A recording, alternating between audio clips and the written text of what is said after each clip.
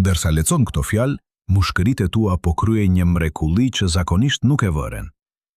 Çdo frymarrje që merr në këtë moment po sjell rreth 21% oksigjen me gjakun tënd, duke ushqyer miliarda qeliza që punojnë pa pushim për të mbajtur trupin tënd gjallë.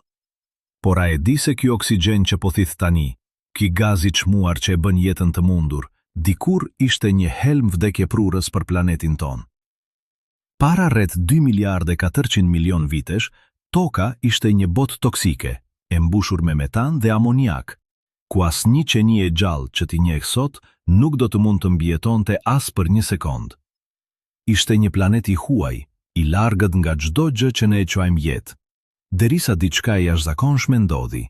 Mikroorganizma të vegjël, të quajtura cianobaktere, filluan të prodhojnë oksigjen si produkt ansor të fotosintezës së tyre, dhe ngadalë, gjatë qindra milion viteve, ato ndryshuan tërë atmosferën e planetit ton.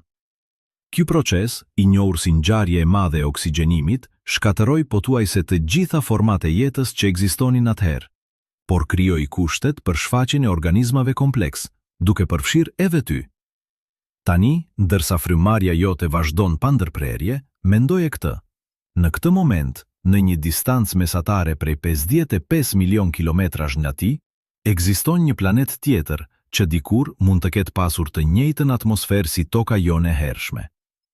Ky planet quhet Mars, dhe çdo sekond që kalon, ai po na tregon një histori që NASA ka qenë jashtëzakonisht e kujdesshme për ta mbajtur larg vëmendjes publike. Çdo frymarrje që merr tani është një kujtesë se jeta nuk është diçka e thjeshtë, por një proces i ndërlikuar që kërkon kushte shumë specifike, dhe Mars mund të na tregojë se sa shpesh ose sa rrallë këto kushte shfaqen në univers. Do ma ku ndodhesh tani, me muret e saj, tavanin, dyshemen, është vetëm një kuti e vogël në një ndërtesë, që është vetëm një pikë në një qytet, që është vetëm një njoll në një kontinent, që është vetëm një copë tokë në një planet, që rrotullohet me një shpejtësi prej 1670 km/h rreth boshtit të vet. Por edhe kjo shpejtësi maramëndse nuk është asgjë krahasuar me shpejtësinë me të cilën toka po udhton rreth diellit. 171 km/h, një shpejtësi kaq e madhe sa nëse do të mund të udhtonit me të njëjtën shpejtësi në një makinë, do të mund të bënit rrugën rreth ekuatorit të tokës në vetëm 23 minuta. Por edhe kjo nuk është fundi i lëvizjes son. Dielli ynë, me të gjithë sistemin diellor, po udhton përmes galaktikës rruga e qumështit me një shpejtësi prej rreth 720.000 km/h, duke na çuar në një udhtim kozmik që nuk ka fitlim të dukshëm dhe nuk ka fund të parashikueshëm. Dhe në këtë udhtim, Mars është fqinji ynë më i afërt, një planet që ndonjëherë është vetëm 55 milion kilometra larg, dhe ndonjëherë është sa dy fishi i kësaj distance, varësisht nga pozicionet tona orbitale. Kjo distancë, edhe pse e madhe për standardet tona njerëzore, është pothuajse asgjë në shkallën kozmike. Nëse do të mund të udhtonit me shpejtësinë e dritës, do të arrije në Mars në vetëm 3 minuta, kur planetet janë më afër njëri tjetrit. Por ne nuk mund të udhtojmë me shpejtësinë e dritës, dhe kjo është arsyeja pse çdo mision drejt Marsit merr muaj të tërë, dhe çdo të dhënë që dërgojmë ose marrim nga aty vonohet me minuta të tëra. Kjo vonesë, ky hende kohor midis nesh dhe Marsit, është një kujtesë e vazhdueshme se sa të vegjël jemi në këtë univers të pafund, dhe sa të vështirë janë sekretet që po përpiqemi të zbulojmë. Imagjino për një moment se gjithë historia e universit, nga shpërthimi i madh deri në këtë sekond, është ngjeshur në një vit kalendarik. Nëse shpërthimi i madh ndodhi në mesnatën e parë të vitit të ri, atëherë galaktika jon u formua diku në fund të janarit, dhe sistemi ynë diellor nuk u shfaq deri në fillim të shtatorit. Toka u formua më 8 shtator, dhe jeta e parë, ato mikroorganizma të thjeshta që përmenda më parë, shfaqen diku rreth 25 shtatorit. Por njerëzit modern, Homo sapiens, nuk shfaqen deri në 23 dhjetor, në orën 23:30 minuta. Gjithë historia e shkruar e njerëzimit, nga piramida e Keopsit deri në këtë moment, zë vetëm 28 sekonda të fundit të këtij viti imagjinar. Dhe në këto 28 sekonda, ne kemi arritur të dërgojmë robot në Mars, të studiojmë sipërfaqen e tij, të analizojmë shkëmbinjtë e tij dhe të zbulojmë sekrete që ndryshojnë tërësisht mënyrën se si e kuptojmë vendin tonë në univers.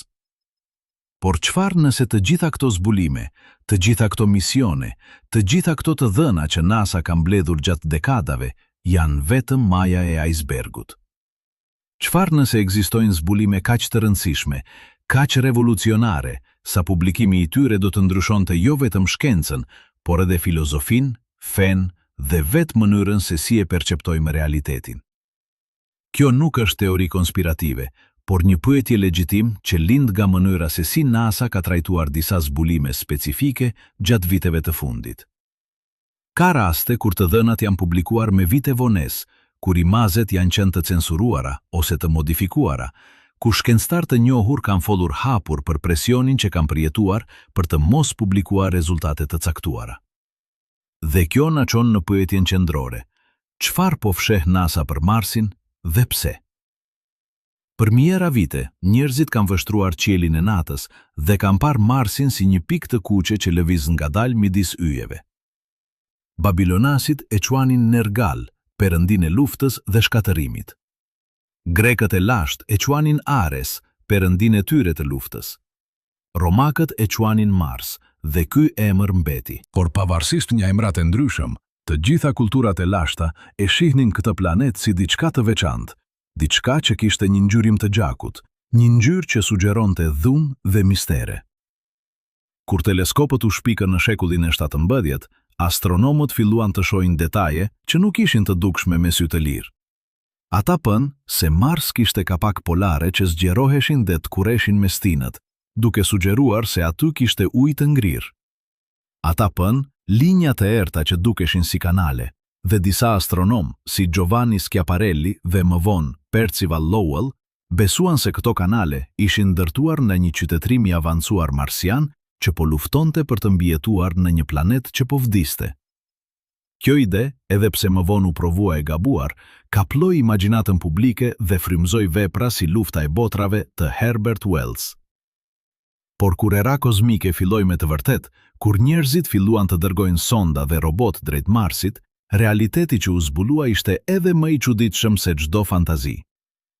Misionet e para, si Mariner 4 në vitin 1965, treguan një planet të shkret, të mbuluar me krater, pa asnjë shenjë të jetës. Por me kalimin e viteve, me misionet e mëvonshme si Viking 1 dhe 2, Mars Pathfinder, Spirit, Opportunity, Curiosity dhe më vonë Perseverance, filloi të dalë një pamje shumë më komplekse. U zbulua se Mars dikur kishte ujë të lëngshëm në sipërfaqe, se kishte lumenj dhe liçene, se atmosfera e tij ishte shumë më e trashë se tani, dhe se kushtet ishin të favorshme për jetën. Por pastaj diçka ndodhi, diçka që shkatërroi këtë mjedis të favorshëm dhe e ktheu Marsin në shkretirën e ftohtë dhe të thatë që shohim sot. Çdo shkencëtar që ka punuar me të dhënat e NASA për Marsin e di se ekziston një tension i vazhdueshëm midis asaj që zbulohet dhe asaj që publikohet. Kjo nuk është domosdoshmërisht një konspirat në kuptimin klasik të fjalës, por më shumë një proces i kujdesshëm i verifikimit, rishikimit dhe ndonjëherë edhe censurimit të informacionit që konsiderohet shumë i ndjeshëm ose shumë i paqartë për t'u bërë publik. Ka raste të dokumentuara kur imazet të marra nga roverat marsian janë publikuar me muaj vonesë dhe kur janë publikuar, disa detaje janë qenë të fshira ose të modifikuara. Ka raste kur shkencëtar kanë raportuar zbulime të çuditshme, si formacione shkëmbore që duken shumë të rregullta për të qenë natyrale, ose ndryshime në përbërjen kimike të tokës që sugjerojnë procese biologjike, por këto raporte janë zhdukur shpejt nga vëmendja publike. Ka edhe raste kur vetë NASA ka bërë deklarata kontradiktore, duke thënë në një moment se ka gjetur prova të ujit të lëngshëm në Mars dhe pastaj duke tërhequr ose modifikuar këtë deklarat disa javë më vonë. Kjo sjellje e çuditshme ka çuar në spekulime të shumta dhe disa shkencëtar të pavarur kanë filluar të kërkojnë të dhëna të papublikuara përmes ligjit për lirinë e informacionit. Ajo që kanë gjetur është shqetësuese. Ekzistojnë mijëra imaze dhe raporte që nuk janë bërë kurrë publike dhe arsyet e dhëna për këtë moshfaqje janë shpesh të paqarta ose plotësisht të pakënaqshme. Disa prej këtyre imazeve, kur ja rrjedhur në mënyrë të pa autorizuar, kanë treguar struktura që duken shumë të ngjashme me rënoja të ndërtesave, formacione që duken si fosile të mëdha dhe madje edhe objekte që duken si mjete ose pajisje të braktisura. Natyrisht, NASA ka mohuar çdo interpretim të tillë, duke thënë se këto janë thjesht iluzione optike, formacione gjeologjike natyrale ose artefakte të procesit të imazhit. Por pyetja mbetet, nëse këto janë vërtet shpjegime të thjeshta dhe të pafajshme, pse nuk publikohen të gjitha të dhënat menjëherë? Pse ka kaq shumë vonesë dhe pse ka kaq shumë censur? Përgjigja mund të jetë shumë më e thellë dhe më shqetësuese se sa çdo teori konspirative që ke dëgjuar ndonjëherë. Për të kuptuar vërtet thellësinë e kësaj çështjeje, duhet të shqyrtojmë një paradoks themelor që gjendet në vetë zemrën e metodës shkencore moderne.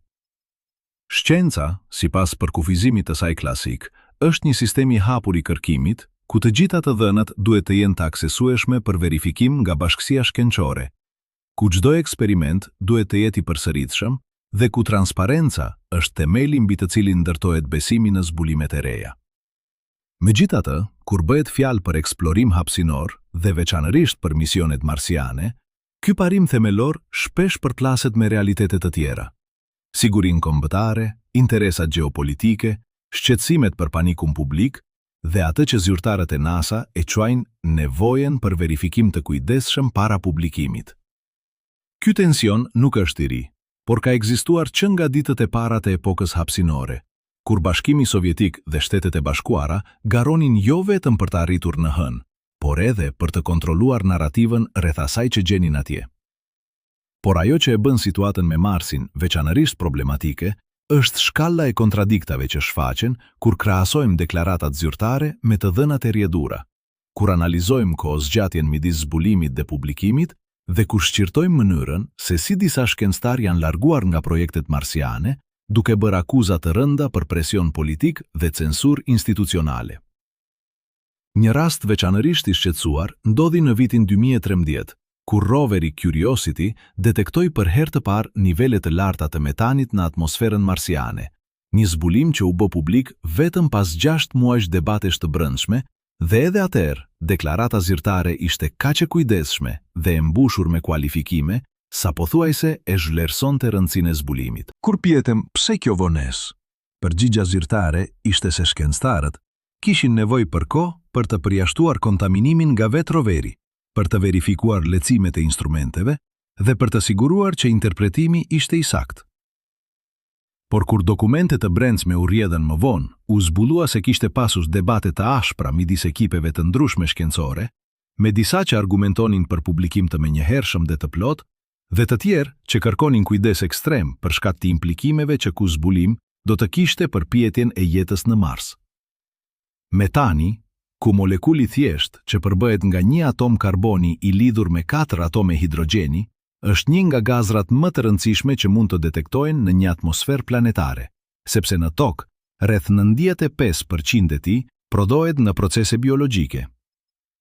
Kur bakteret në traktin tretës të kafshëve, ose mikroorganizmat në kënetat e orizit, ose ato në fundin e okeaneve, fyejnë materjen organike në mungesë të oksigjenit, ato lëshojnë metan si produkt ansor.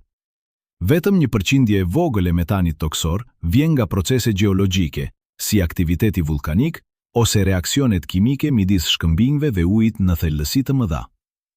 Pra, kur Curiosity detektoi jo vetëm metan, por edhe një model sezonal të lëshimit të tij, me përqendrime që arrinin 7 pjesë për miliard në verë dhe binin në pothuajse 0 në dimër, kjo ishte një zbulim që kërkonte shpjegim të menjëhershëm dhe të plot. Modeli sezonal sugjeronte një burim aktiv, diçka që po lëshonte metan në mënyrë të vazhdueshme dhe jo thjesht mbetje të vjetra të kapura në shkëmbinj. Në tokë, të vetmet procese që prodhojnë lëshime sezonale të metanit janë ato biologjike, sepse mikroorganizmat rriten dhe shumëzohen më shpejt në temperatura më të larta. Natyrisht, NASA ishte shumë e kujdesshme për të mos thënë se kjo ishte provë jetës dhe në vend të kësaj propozoi disa shpjegime alternative.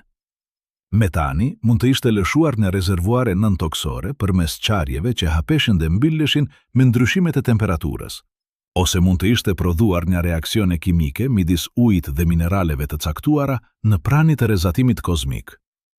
Por asnjë nga këto shpjegime nuk shpjegonte plotësisht modelin sezonal, dhe asnjë nuk shpjegonte pse përqendrimet ishin kaq të larta në disa vende dhe pothuajse zero në të tjera, ndonjëherë vetëm disa kilometra larg. Ku shkencëtar të pavarur kërkuan akses në të dhënat e plota, duke përfshirë lecimet e çdo instrumenti në çdo moment të ditës dhe të natës, ata u përballën me vonesa të gjata dhe në disa raste me refuzime të plot, me arsyetimin se të dhënat ishin ende në proces verifikimi. Por kur disa nga këto të dhëna u rrjedhën përmes kanaleve jo zyrtare, ato treguan diçka edhe më të çuditshme. Kishte pika të caktuara ku përqendrimet e metanit ishin kaq të larta sa instrumentet kishin arritur në kufit e tyre të matjes, dhe kishte momente kur lëshimet dukeshin se ndodhnin në shpërtime të shpejta, duke u rritur në zero në nivele të larta brenda disa orëve, dhe pastaj duke rënë përsëri po aq shpejt. Për të vënë këtë në perspektivë, duhet të krahasojmë dy modele themelore të asaj që mund të ketë ndodhur në Mars gjatë historisë së tij të hershme. Modeli i parë, i mbështetur nga shumica e gjeologëve planetar, sugjeron se Mars dikur kishte një oqean të madh që mbulonte pothuajse të gjithë hemisferen veriore, një trup uji kaq i madh sa do të kishte një thellësi mesatare prej rreth 560 metra dhe do të mbulonte rreth 1/3 e sipërfaqes së planetit. Ky oqean, sipas kësaj teorie, ekzistoi për qindra milion vjet, duke krijuar kushte të ngjashme me ato të tokës së hershme, me cikle të shiut dhe avullimit, me lumenj që derdhen në të dhe me një atmosferë të trash që mbante temperaturën mjaft të lartë për ujin të mbetej i lëngshëm. Provat për këtë model vijnë nga analiza e topografisë marsiane, që tregon një vijë bregdetare të qartë në lartësinë ku do të ishte niveli i ujit, nga ekzistenca e formacioneve gjeologjike që duken shumë si delta të lumenjve, dhe nga zbulimi i mineraleve që formohen vetëm në prani të ujit të lëngshëm për periudha të gjata. Por ekziston edhe një model i dytë, më pak i njohur, por po aq i mbështetur nga të dhënat, që sugjeron se Mars nuk kishte kurrë një oqean global, por në vend të kësaj kishte një sistem të liçeneve dhe deteve të brendshme, të ndarë nga njëri tjetri nga male dhe platoja, secili me klimen dhe kimikën e vet. Sipas kësaj teorie, uji në Mars ishte shumë më i shpërnar dhe më i lokalizuar se sa sugjeron modeli i oqeanit, dhe kushtet për jetën do të ishin ekzistuar vetëm në disa vende të veçanta, ndoshta në liçene të thella, ku aktiviteti gjeotermik mbante temperaturën mjaft të lartë edhe kur sipërfaqja ishte e ngrirë. Ky model shpjegon pse disa rajone të Marsit tregojnë prova të qarta të ujit të lëngshëm, ndërsa rajone të tjera, jo shumë larg, nuk tregojnë asnjë shenjë të tillë. Ai gjithashtu shpjegon pse mineralogja e Marsit është kaq e larmishme, me disa rajone që tregojnë minerale që formohen në ujë të ëmbël dhe të tjera që tregojnë minerale që formohen në ujë shumë të kripur ose shumë acid. Çështja me këto dy modele nuk është thjesht akademike, sepse secili prej tyre ka implikime shumë të ndryshme për pyetjen e jetës. Nëse Marsi kishte një oqean global, atëherë jeta mund të kishte shfaqur në shumë vende të ndryshme, mund të kishte evoluar në forma të ndryshme dhe mund të kishte lënë gjurmë në shumë shtresa gjeologjike. Nëse nga ana tjetër, uji ishte i lokalizuar në liçenet e veçanta, atëherë jeta, nëse ekzistoi, do të ishte shumë më e rrallë, më e izoluar dhe më e vështirë për t'u gjetur. Por çfarë bën këtë debat edhe më interesant, është se NASA ka të dhëna që mund të zgjidhte këtë çështje në mënyrë përfundimtare, por këto të dhëna nuk janë bërë plotësisht publike. Roveri Curiosity, për shembull, ka një instrument të quajtur ChemCam që mund të analizojë përbërjen kimike të shkëmbimeve nga distanca duke përdorur një lazer të fuqishëm që avullon një pjesë të vogël të sipërfaqes dhe pastaj analizon dritën që lëshohet. Ky instrument ka mbledhur 10 mijëra lecime nga shkëmbinj të ndryshëm në krateri Gale, ku Curiosity po eksploron, dhe këto lecime mund të tregojnë saktësisht se cilat minerale janë të pranishme, në çfarë proporcioni dhe në çfarë konteksti gjeologjik. Nëse këto të dhëna do të ishin plotësisht publike, shkencëtar të pavarur do të mund të ndërtonin një hartë të detajuar të historisë së ujit në këtë rajon. Do të mund të përcaktonin se sa kohë uji ishte i pranishëm në çfarë temperature dhe pH dhe nëse kushtet ishin të favorshme për jetën. Por vetëm një pjesë e vogël e këtyre të dhënave është bërë publike, dhe ajo që është publikuar shpesh vjen me kaq shumë kualifikime dhe shënime teknike, sa është pothuajse e papërdoshme për dikë që nuk është pjesë e ekipit të brendshëm. Kur shkencëtarë të jashtëm kanë kërkuar akses në të dhënat e plota, ata janë përballur me një proces aplikimi që mund të zgjasë muaj ose edhe vite, dhe edhe kur aksesi jepet, ai shpesh vjen me kufizime të rrepta për atë që mund të publikohet dhe si. Një tjetër zbulim që ka qenë objekt i debatit të ashpër është detektimi i molekulave organike në shkëmbinj marsian. Në vitin 2014, Curiosity raportoi se kishte gjetur molekula organike komplekse duke përfshirë klorobenzen dhe disa dikloroalkane në mostra të marra nga një shkëmb i quajtur Cumberland. Kjo ishte hera e parë që molekula organike ishin detektuar në mënyrë definitive në Mars. Dhe ishte një zbulim i madh, sepse molekulat organike janë ndërtuesit bazë të jetës së që njohim ne. Por menjëherë pas këtij njoftimi, filluan pyetjet. A ishin këto molekula organike të origjinës marsiane, apo ishin kontaminim nga vetë roveri? A ishin ato mbetje të jetës së lashtë, apo ishin thjesht produkte të reaksioneve kimike jo biologjike? Dhe më e rëndësishmja, pse NASA zgjodhi të publikoj vetëm një pjesë të vogël të të dhënave, dhe pse disa nga molekulat që u detektuan nuk u përmendën fare në raportin zyrtar? Kur këto pyetje u bën publike, NASA u përgjigj duke thënë se procesi i analizës ishte jashtëzakonisht kompleks, se kishte shumë burime të mundshme të gabimit dhe se ata duhet të ishin absolutisht të sigurt para se të bënin çdo pretendim të madh. Por kjo shpjegim nuk kënaqte shumë shkencëtar, veçanërisht ata që kishin punuar me instrumente të ngjashme në tokë dhe e dinin se niveli i kujdesit që NASA po tregonte ishte jashtëzakonisht i pazakontë. Një shkencëtar që kërkoi të mbetej anonim, tha në një intervistë se niveli i shqyrtimit që aplikoi për të dhënat marsiane ishte 10 herë më i lartë se ai që aplikoi për të dhënat nga misionet e tjera, dhe se kjo sugjeronte se kishte një arsye më të thellë për kujdesin ekstrem.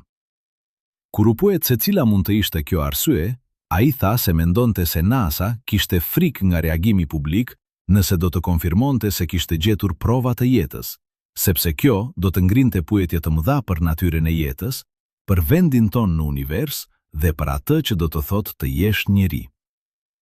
Ai gjithashtu shtoi se mendonte se kishte presion politik për të mos bërë çdo deklaratë që mund të interpretohej si provë jetës, derisa të kishte prova absolutisht të pamohueshme, sepse çdo deklaratë e tillë do të kishte pasoja të mëdha për buxhetin e NASA, për mbështetjen publike për eksplorim hapësinor dhe për marrëdhëniet ndërkombëtare në hapësirë. Kur shqirtojmë të gjitha këto zbulime së bashku, metanin sezonal, ujin e lashtë, molekulat organike dhe mënyrën se si secili prej tyre është trajtuar nga NASA, fillon të dalë një model shqetësues.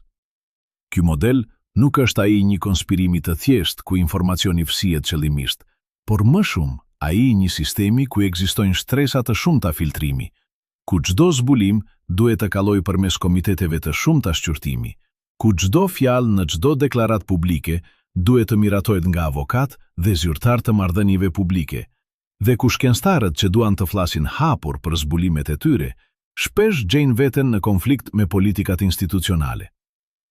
Ky sistem nuk është krijuar me qëllim të keq, por është rezultati dekadave të presionit politik, i gabimeve të kaluara, ku deklaratat të nxituara kanë çuar në turp publik kur janë provuar të gabuara, dhe i një kulture institucionale që vlerëson kujdesin dhe verifikimin mbi shpejtësinë dhe transparencën. Por pasoja e këtij sistemi është se publiku dhe edhe shumica e shkencëtarëve jashtë rrjetit të brendshëm nuk kanë akses në informacionin e plot që nevojitet për të kuptuar vërtet çfarë po zbulohet në Mars. Kjo krijon një situatë paradoksale, ku sa më shumë të dhëna mbledhim, aq më pak të sigurt jemi për atë që ato na tregojnë, sepse çdo pjesë e re informacioni vjen me kaq shumë kualifikime dhe kufizime sa bëhet pothuajse e pamundur të ndërtosh një pamje të plotë. Dhe kjo na çon në një pyetje filozofike thelbësore. Nëse shkenca është supozuar të jetë një ndërmarrje e hapur dhe bashkëpunuese, ku të gjithë kanë akses në të njëjtat të dhëna dhe mund të arrijnë në të njëjtat përfundime, Atëre çfarë lloj shkence po bëjmë kur të dhënat janë të kontrolluara kaq rreptësisht, kur aksesi është kaq i kufizuar dhe kur interpretimi zyrtar është i vetmi që arrin te publiku i gjerë? A është kjo ende shkencë në kuptimin klasik të fjalës, apo është diçka tjetër? Një lloj i ri i kërkimit, ku politika dhe shkenca janë të thurura kaq ngushtë sa është e pamundur të thuash ku mbaron njëra dhe fillon tjetra. Për të kuptuar plotësisht thelësinë e kësaj problematike, duhet të shqyrtojmë edhe kufizimet teknologjike që përcaktojnë atë që mund të zbulojmë dhe atë që nuk mund të zbulojmë me instrumentet tona aktuale. Roveri Curiosity, për shembull, ka një instrument të quajtur Sample Analysis at Mars, ose shkurt SAM, që është thelbësisht një laborator kimik i vogël që mund të analizojë mostra të tokës dhe shkëmbimeve marsian për të kërkuar molekula organike dhe gaze të ndryshme. Ky instrument është një mrekulli e inxhinierisë, duke peshuar vetëm 40 kg, por duke pasur aftësinë të kryejë analiza që në tokë do të kërkonin një laborator të plot me pajisje që peshojnë disa tonë. Por edhe me të gjithë sofistikimin e tij, SAM ka kufizime serioze. Ai mund të detektojë vetëm molekula që janë të pranishme në përqendrime mjaft të larta. Ai nuk mund të dallojë midis izomerëve të ndryshëm të së njëjtës molekul dhe më e rëndësishmja, ai nuk mund të tregojë me siguri nëse një molekulë organike është e origjines biologjike apo jo. Kjo është sepse molekulat organike mund të formohen në shumë mënyra të ndryshme. Ato mund të vinë nga meteorite që bien në sipërfaqe, mund të formohen nga reaksione kimike në atmosferë, mund të prodhohen nga rrezatimi kozmik që godet shkëmbind, ose mund të jenë mbetje të organizmave të vdekur. Për të dalluar midis këtyre burimeve të ndryshme, shkencëtarët shikojnë për modele specifike. Për shembull, jeta në tokë tenton të përdorë më shumë izomerin majtas të aminoacideve se sa izomerin djatas, dhe kjo preferencë mund të jetë një shenjë jetës. Por SAM nuk ka aftësinë të masë këtë lloj detaji, dhe kështu çdo zbulim i molekulave organike mbetet i dikuptimt. Kjo dikuptimri nuk është një defekt i instrumentit, por një pasojë e kufizimeve themelore të asaj që mund të bësh me një pajisje kaq të vogël që duhet të funksionojë në kushte kaq ekstreme. Por ajo që e bën këtë situatë edhe më frustruese është se NASA ka teknologjinë për të ndërtuar instrumente shumë më të sofistikuara që mund të zgjidhë shumë nga këto dikuptimsi, por ka zgjedhur të mos i dërgojë ato në Mars, të paktën jo ende. Arsyet për këtë zgjedhje janë komplekse. Instrumentet më të sofistikuara janë më të rënda, kërkojnë më shumë energji, janë më të shtrenjta dhe kanë një rrezik më të lartë të dështimit. Por disa shkencëtar argumentojnë se arsyeja e vërtet është se NASA nuk dëshiron të gjejë prova definitive të jetës, të paktën jo ende, sepse një zbulim i tillë do të ndryshonte tërësisht natyrën e programit marsian dhe do të krijonte presione të mëdha për misione më të shpejta dhe më ambicioze që mund të mos jenë politikisht ose financiarisht të realizueshme. Një tjetër kufizim themelor është se të gjitha analizat që bëjmë në Mars janë të kufizuara në sipërfaqe ose në thellësi shumë të vogla, zakonisht vetëm disa centimetra. Kjo është sepse roverat nuk kanë aftësinë të shpojnë thellë dhe edhe kur shpojnë, ata mund të arrijnë vetëm në thellësi prej disa centimetrash. Por në tokë, e dim se jeta shpesh gjendet në thellësi shumë më të mëdha. Ka baktere që jetojnë kilometra në sipërfaqe, në shkëmbin që janë plotësisht të izoluar nga sipërfaqja për miliona vjet. Nëse jeta ekziston në Mars, ajo ka shumë më tepër gjasa të jetë në thellësi, e mbrojtur nga rrezatimi kozmik që bombardon sipërfaqen, e mbrojtur nga temperaturat ekstreme që luhaten nga 120 gradë Celsius në ditë në minus 170 gradë në natë, dhe e mbrojtur nga thatësia ekstreme që e bën sipërfaqen marsiane më të thatë se çdo shkretir në tokë. Por ne nuk kemi mënyrë për të arritur në këto thellësi me teknologjinë aktuale, dhe kështu jemi të kufizuar në kërkimin e jetës në vendin më pak të mundshëm ku ajo mund të ekzistojë.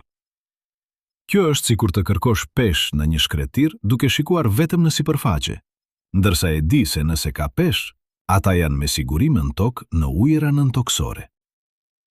Kjo kufizim nuk është faji i NASA, por është një pasojë e faktit se shpimi i thellë në një planet tjetër është jashtëzakonisht i vështirë dhe i shtrenjtë. Por ajo që frustrues është se NASA ka plane për misione që mund të shpojnë më thellë, por këto plane janë shtyrë vazhdimisht për dekada dhe nuk ka një afat kohor të qartë për kur ato mund të realizohen. Kjo vonesë nuk është vetëm teknike, por edhe politike. Çdo mision i ri kërkon miratim nga Kongresi, kërkon buxhet që shpesh konkuron me prioritetet të tjera, dhe kërkon mbështetje publike që mund të jetë e vështirë për të siguruar ku rezultatet e misioneve të kaluara kanë qenë kaq të dykuptimta. Ekziston edhe një dimension etik në këtë debat që rrallë diskutohet hapur, por që është thelbësor për të kuptuar pse NASA vepron me kaq shumë kujdes. Ky dimension ka të bëjë me atë që quhet mbrojtje planetare, koncepti se ne kemi një përgjegjësi për të mos kontaminuar Mars me mikroorganizma nga toka, dhe gjithashtu për të mos sjellë mikroorganizma marsian në tokë që mund të jenë të rrezikshëm për jetën këtu. Çdo rover që dërgohet në Mars kalon përmes një procesi të rrept sterilizimi, ku çdo pjesë e tij pastrohet me alkool, nxehet në temperatura të larta dhe ekspozohet ndaj rrezatimit ultraviolet për të vrarë çdo mikroorganizëm që mund të jetë i pranishëm. Por edhe me të gjithë këtë kujdes, është e pamundur të garantosh se roveri është plotësisht steril, sepse disa mikroorganizma janë jashtëzakonisht rezistent dhe mund të mbijetojnë edhe kushtet më ekstreme. Ka pasur raste të dokumentuara ku baktere janë gjetur në ambiente që konsideroheshin plotësisht sterile, si në dhomat e pastra ku ndërtohen satelitët, ose madje në vetë sipërfaqen e stacionit ndërkombëtar hapësinor. Kjo do të thotë se ekziston një mundësi reale se ne tashmë kemi kontaminuar Marsin me jetë nga toka, dhe nëse do të gjendet jetë atje në të ardhmen, do të jetë jashtëzakonisht e vështirë të përcaktosh nëse ajo është autentikisht marsiane apo është thjesht kontaminim nga misionet tona. Kjo dykuptimsi krijon një dilemë etike.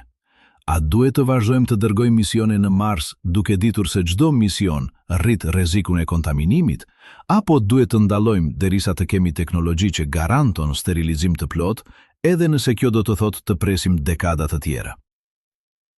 NASA ka zgjedhur një rrugë të mesme, duke vazhduar misionet, por duke qenë jashtëzakonisht e kujdesshme për vendet ku dërgon roverat, duke shmangur rajone që konsiderohen të kenë mundësi të lartë për jetë aktuale, si vendet ku ka prova të ujit të lëngshëm sezonal. Por kjo kujdes krijon një paradoks tjetër. Vendet më interesante për kërkimin e jetës janë pikërisht ato që janë më të ndaluara për eksplorim, dhe kështu ne jemi të detyruar të kërkojmë jetë në vendet ku ajo ka më pak gjasa të ekzistojë. Një aspekt tjetër që rrallë merret parasysh në diskutimet publike është fakti se kërkimi ynë për jetë në Mars është thellësisht indikuar nga paragjykimet tona antropocentrike. Ne kërkojmë jetë që është e ngjashme me jetën në tokë, jetë që bazohet në karbon, që kërkon ujë të lëndshëm, që përdor DNA ose RNA për të ruajtur informacionin gjenetik. Por çfarë nëse jeta në Mars, nëse ekziston, është thelbësisht e ndryshme nga çdo gjë që kemi parë në tokë? Çfarë nëse ajo nuk bazohet në karbon, por në silikon, ose në ndonjë element tjetër që ne as nuk e kemi marrë parasysh? Çfarë nëse ajo nuk kërkon ujë, por mund të funksionojë në tretës të tjerë, si metani i lëngshëm ose amoniak? Çfarë nëse ajo nuk përdor molekula organike fare, por ka një kimik plotësisht të ndryshëm që ne as nuk e njohim? Këto pyetje nuk janë thjesht spekulime filozofike, por kanë implikime praktike serioze për mënyrën se si projektojmë instrumentet tona dhe se çfarë kërkojmë. Nëse jemi të programuar për të kërkuar vetëm jetë të ngjashme me atë toksore, atëherë mund të jemi duke kaluar pranë provave të jetës marsiane pa e kuptuar fare se çfarë po shohim. Ka pasur raste ku formacione gjeologjike në Mars janë interpretuar fillimisht si të natyrshme, por pastaj, kur janë shqyrtuar më me kujdes, kanë treguar karakteristika që janë të vështira për të shpjeguar pa përfshirë procese biologjike. Por sepse këto karakteristika nuk përputhen me atë që presim nga jeta toksore, ato janë shpesh injoruar ose interpretohen si anomali gjeologjike. Kjo qasje konservatore është e kuptueshme nga pikpamja shkencore, sepse pretendimet e jashtëzakonshme kërkojnë prova të jashtëzakonshme, por ajo gjithashtu krijon rrezikun se mund të humbim zbulimin më të madh në historinë e njerëzimit, sepse nuk jemi të gatshëm të mendojmë jashtë kufive të asaj që tashmë e dim. Në fund, kur shqyrtojmë të gjitha këto shtresa kompleksiteti, nga kufizimet teknologjike te dilema etike, Nga paragjykimet antropocentrike te presionet politike dhe institucionale, fillon të bëhet e qartë se pyetja e asaj që NASA po fsheh për Marsin nuk ka një përgjigje të thjeshtë. Nuk është se ekziston një dokument i vetëm i fshehtë që përmban të vërtetën e plot, ose një fotografi e vetme që provon ekzistencën e jetës. Në vend të kësaj, ajo që po fshihet është kompleksiteti i vetë situatës, pasiguria e thellë që ekziston në çdo nivel të kërkimit dhe fakti se sa më shumë të mësojmë, aq më shumë pyetje shfaqen. Publiku dëshiron përgjigje të qarta. A ka jetë në Mars apo jo? Por realiteti është se shkenca nuk funksionon me përgjigje të qarta, veçanërisht kur bëhet fjalë për pyetje kaq themelore. Çdo zbulim i ri sjell me vete një vallë të re pasigurie. Çdo instrument i ri zbulon kompleksitet që nuk e kishim imagjinuar më parë. Dhe çdo mision i ri na tregon se sa pak e dim vërtet për këtë planet që kemi studiuar për dekada. Kjo pasiguri nuk është dobësi e shkencës, por është forca e saj, sepse është pikërisht kjo gatishmëri për të pranuar se nuk e dim gjithçka që na shtyjmë përpara, që na bën të bëjmë pyetje më të mira, të ndërtojmë instrumente më të mira dhe të kërkojmë më thellë. Por kjo pasiguri është gjithashtu ajo që e bën kaq të vështirë për NASA të komunikojë me publikun, sepse si mund të shpjegosh kompleksitet të tillë në një konferencë shtipi që zgjat 20 minuta, ose në një artikull gazete që duhet të lexohet në 5 minuta? Si mund të transmetosh nuancat e një debati shkencor që ka zgjatur vite, kur media kërkon tituj të thjesht dhe përfundime definitive? Kjo hendek midis kompleksitetit të realitetit shkencor dhe thjeshtësisë që kërkohet nga komunikimi publik është një nga arsyet kryesore pse kaq shumë informacion mbetet i papublikuar, pse kaq shumë të dhëna qëndrojnë në arkiva, duke pritur për dikë që ka kohën dhe ekspertizën për t'i interpretuar së ç'duhet, dhe pse kaq shumë shkencëtar ndihen të frustruar në mënyra se si puna e tyre paraqitet në media. Në një mëngjes të ftohtë të Marsit, në vitin 2013, në thellësinë e kraterit Gale, roveri Curiosity po kryente një eksperiment rutin që do të kthejë në një nga momentet më kontroverse të gjithë programit marsian.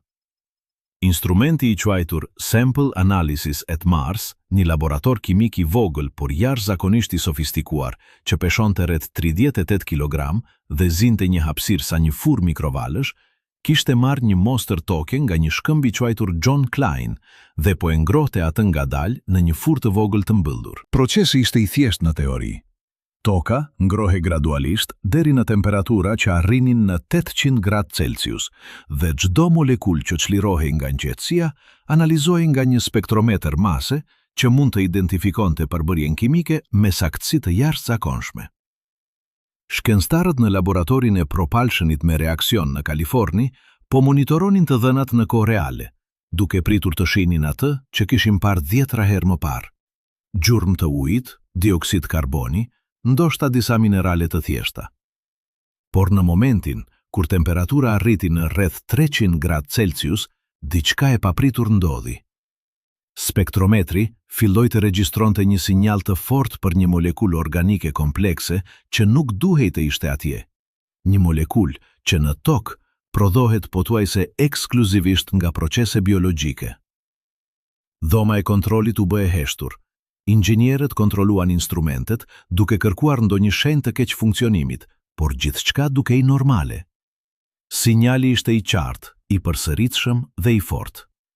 Molekula në fjalë ishte një klorbenzen, një komponent organik që përmban karbon, hidrogen dhe klor të lidhur në një strukturë unazore që është karakteristike për kimikate që zakonisht lidhen me jetën. Në tokë, klorbenzen gjendet në produkte industriale, në disa pesticide dhe gjithashtu prodhohet nga disa baktere si produkt ansor i metabolizmit të tyre. Por në Mars, në një shkëmb që ishte formuar miliarda vjet më parë, prania e kësaj molekule ishte plotësisht e papritur. Shkencëtarët filluan menjëherë të debatojnë origjinën e saj. A ishte kjo një kontaminim nga vetë roveri, nga ndonjë substancë që kishte mbetur në instrument pavarësisht nga procesi i sterilizimit? A ishte një produkt i një reaksioni kimik të çuditshëm që ndodhi kur toka u ngroh në prezencë të klorit që dihet se ekziston në tokën marsiane? Apo ishte? Dhe kjo ishte mundësia më shqetësuese dhe më emocionuese, një gjurmë e vërtetë e jetës së lashtë marsiane. Një molekul që ishte prodhuar nga mikroorganizma që jetonin në këtë vend miliarda vjet më parë, kur krateri Gale ishte një liçen i mbushur me ujë. Debati zgjati javë të tëra, me shkencëtar nga e gjithë bota që analizonin të dhënat, propononin shpjegime alternative dhe kërkonin mënyra për të testuar secilën hipotezë. Por ajo që ishte veçanërisht frustruese, ishte se instrumentet në Curiosity nuk ishin projektuar për të dalluar me siguri midis këtyre mundësive të ndryshme. Spektrometri mund të tregonte se cilat molekula ishin të pranishme, por nuk mund të tregonte se si ato ishin formuar. Nuk mund të tregonte nëse ato ishin produkt i jetës apo i kimisë së pastër. Kjo kufizim nuk ishte një defekt i instrumentit, por një pasojë e faktit se dallimi midis molekulave organike biologjike dhe jo biologjike kërkon analiza shumë më të sofistikuara që thjesht nuk ishin të mundshme me teknologjinë që mund të dërgojë në Mars në atë kohë. Në muajt që pasuan, NASA publikoi një deklaratë të kujdesme që thoshte se kishin gjetur molekula organike në Mars, por se origjina e tyre mbete e paqartë. Kjo deklaratë, edhe pse teknike e saktë, ishte felësisht e pakënaqshme për publikun që dëshironte një përgjigje të qartë. A ishte kjo provë e jetës apo jo?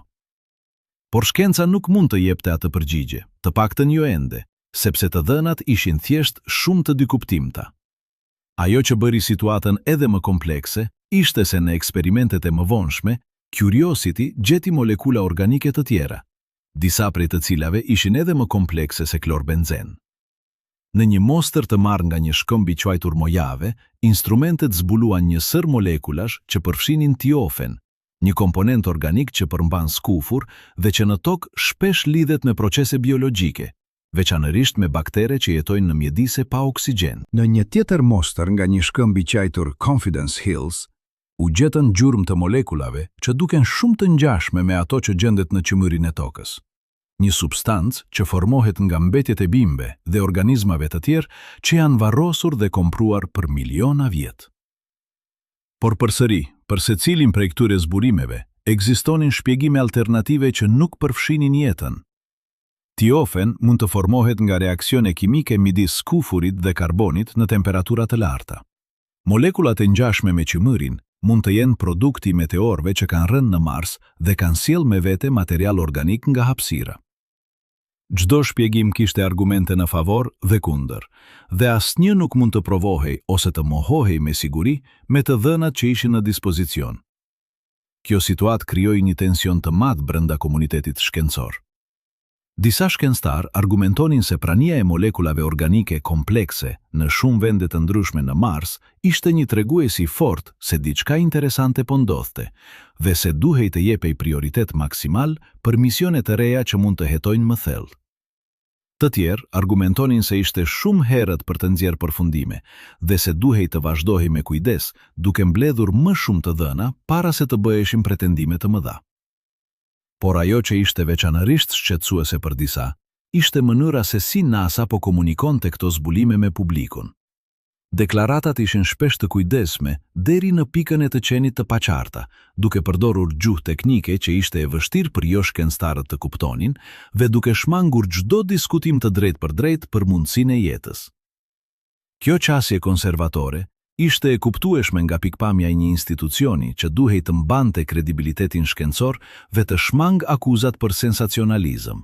Por ajo gjithashtu krijoi një perceptim se NASA po fshishte diçka, se kishte zbulime më dramatike që nuk po i bënte publike. Kjo perceptim u forcua nga fakti se disa shkencëtar që punonin në projekt filluan të flasin hapur në konferenca dhe intervista, duke thënë se ata personalisht besonin se molekulat organike që kishin gjetur ishin me shumë gjasa biologjike në origjinë, por se nuk mund ta provonin këtë me të dhënat aktuale. Këto deklarata personale, edhe pse të kujdesme për të theksuar se ishin opinione dhe jo përfundime zyrtare, krijuan një narrativ alternative që filloi të përhapet në media dhe në internet. Një narrativ që sugjeronte se NASA kishte gjetur prova të jetës, por po e mbante sekret për arsye politike ose institucionale. Imagjino tani se po shikon një imazh të marrë nga mikroskopi i Curiosity, një imazh që zmadhon një pjesë të vogël të tokës marsiane deri në pikën ku mund të shohësh grimca individuale, secila jo më e madhe se një kokër krip. Në qendër të imazhit ka një grimc që duket e veçantë, me një ngjyrë pak më të errët se ato përreth, me një sipërfaqe që duket e lmuar dhe reflektuese, në një mënyrë që sugjeron se ajo ka kaluar përmes proceseve të ndryshme nga grimcat e tjera. Kjo grimc, kjo kokër e vetme e rërës marsiane, është një arkiv i plot i historisë gjeologjike të këtij planeti. Struktura e saj kristalore, mënyra se si atomet janë të rregulluara brenda saj, përmban informacion për kushtet në të cilat ajo u formua. Temperatura, presioni, prania ose mungesa e ujit, lloji i mineraleve që ishin të pranishme në mjedisin përreth. Nëse do të mund të analizonim këtë grimc me mjetet më të sofistikuara që kemi në tokë, do të mund të lexonim historinë e saj si një libër. Do të mund të përcaktonim se kur u formua, në për cilat procese ka kaluar dhe çfarë ka ndodhur me të gjatë miliardave viteve që kanë kaluar që atëherë. Por ne nuk kemi ato mjete në Mars, dhe kështu jemi të kufizuar në analiza shumë më të thjeshta që japin vetëm një pasqyrë të pjeshme të historisë së kësaj grimce. Tani zmadho perspektiven, tërhiqe kamerën prapa dhe shikoj jo vetëm grimcen, por të gjithë mostrën e tokës nga e cila ajo u mor. Kjo mostër, e marrë në një shkëm në thellësinë e kraterit Gale, përfaqëson një moment specifik në historinë e Marsit. Një moment kur ky krater ishte një liçen, kur uji rrjedhte nga malet përreth dhe depozitonte sedimente që ngadalë u zhderruan në shkëmb. Çdo shtresë e këtij shkëmbi përfaqëson një periudhë kohore të ndryshme, dhe duke studiuar këto shtresa, shkencëtarët mund të rekonstruojnë se si mjedisi ndryshoi me kalimin e kohës, se si liçeni u thye dhe u mbush përsëri, se si klima e Marsit u bë gjithnjë më e ftohtë dhe më e thatë, derisa liçeni u tha përfundimisht dhe u kthye në shkretirën që shohim sot. Zmadho përsëri perspektiven dhe tani shiko të gjithë kraterin Gale, një strukturë e madhe rrethore me një diametër prej rreth 150 kilometra, me një mall qendror të quajtur Mali Aeolis Mons, që ngrihet 5500 metra mbi dyshemen e kraterit. Ky krater u formua rreth 3 miliardë 800 milion vjet më parë, kur një asteroid ose komet goditi Marsin me një forcë kaq të madhe sa krijoi një grop që mund të përmbante të gjithë shtetin e Connecticut. Pas goditjes, krateri filloi të mbushet me sedimente, të sjella nga era dhe uji, dhe me kalimin e miliona viteve, këto sedimente u grumbulluan në shtresa që tani formojnë malin qendror. Duke studiuar këto shtresa, që janë të dukshme në imazet e marra nga orbituesit, shkencëtarët mund të lexojnë historinë klimatike të Marsit si në faqet e një libri, duke parë se si mjedisi ndryshoi nga i lagësht dhe i ngrohtë në të ftohtë dhe të thatë. Zmadho përsëri dhe tani shiko të gjithë Marsin nga hapësira, një sferë të kuqe që rrotullohet ngadalë kundër errësirës së hapësirës. Nga kjo perspektivë, krateri Gale është vetëm një pikë e vogël në sipërfaqen e planetit, një nga 10 mijëra krater që mbulojnë sipërfaqen marsiane. Por çdo krater ka historinë e vet. Çdo rajon ka sekretet e veta. Dhe së bashku, ato formojnë një mozaik kompleks që na tregon historinë e një planeti që dikur ishte shumë i ngjashëm me tokën, por që mori një rrugë plotësisht të ndryshme. Zmadho edhe një herë, dhe tani shiko të gjithë sistemin diellor, me dielin në qendër, Merkurin dhe Venusin në orbita të brendshme, Tokën dhe Marsin në atë që quhet zona e banueshme, dhe pastaj gjigantët e gazit, Jupiter dhe Saturni më larg. Nga kjo perspektivë, Toka dhe Marsi janë fqin të afërt, dy planet që formohen nga e njëjta rrokullisje e gazit dhe pluhurit që krijoi sistemin diellor rreth 4 miliardë 600 milion vjet më parë. Ata filluan me kushte të ngjashme, me atmosfera të trasha, me ujë në sipërfaqe, me potencialin për të mbështetur jetën. Por diçka ndodhi që i çoi ata në rrugë të ndryshme. Toka mbajti atmosferën e saj, zhvilloi një fushë magnetike të fortë që e mbrojti nga rrezatimi diellor dhe jeta lullzoi. Marsi humbi fushën e tij magnetike, atmosfera e tij u shpërda në hapësirë, uji u avullua ose u ngri dhe planeti u kthie në shkretirën e ftohtë që shohim sot. Por pyetja që mbetet është, a ndodhi kjo transformim para se jeta të kishte mundësi të shfaqej, apo a kishte jetë në Mars që u shkatrua nga këto ndryshime klimatike? Dhe nëse kishte jetë, a ka ende gjurmë të saj të fshehura në thellësinë e shkëmbimeve, duke pritur të zbulohen nga instrumentet e duhura? Një nga zbulimet më të çuditshme dhe më kontroverse që Curiosity ka bërë në Mars ka të bëjë me një gaz të thjeshtë që në tokë është kryesisht produkt i proceseve biologjike, metani. Metani është një molekule thjesht që përbëhet nga një atom karboni i lidhur me 4 atome hidrogjen dhe në tokë prodhohet në sasi të mëdha nga baktere që jetojnë në mjedise pa oksigjen, si në kënetat, në traktin tretës të kafshëve dhe në thellësinë e okeaneve. Por metani gjithashtu mund të prodhohet nga procese gjeologjike, si reaksionet kimike midis shkëmbimeve dhe ujit në temperatura të larta, ose nga shpërbërja e materialit organik që ka ardhur nga hapësira përmes meteorëve.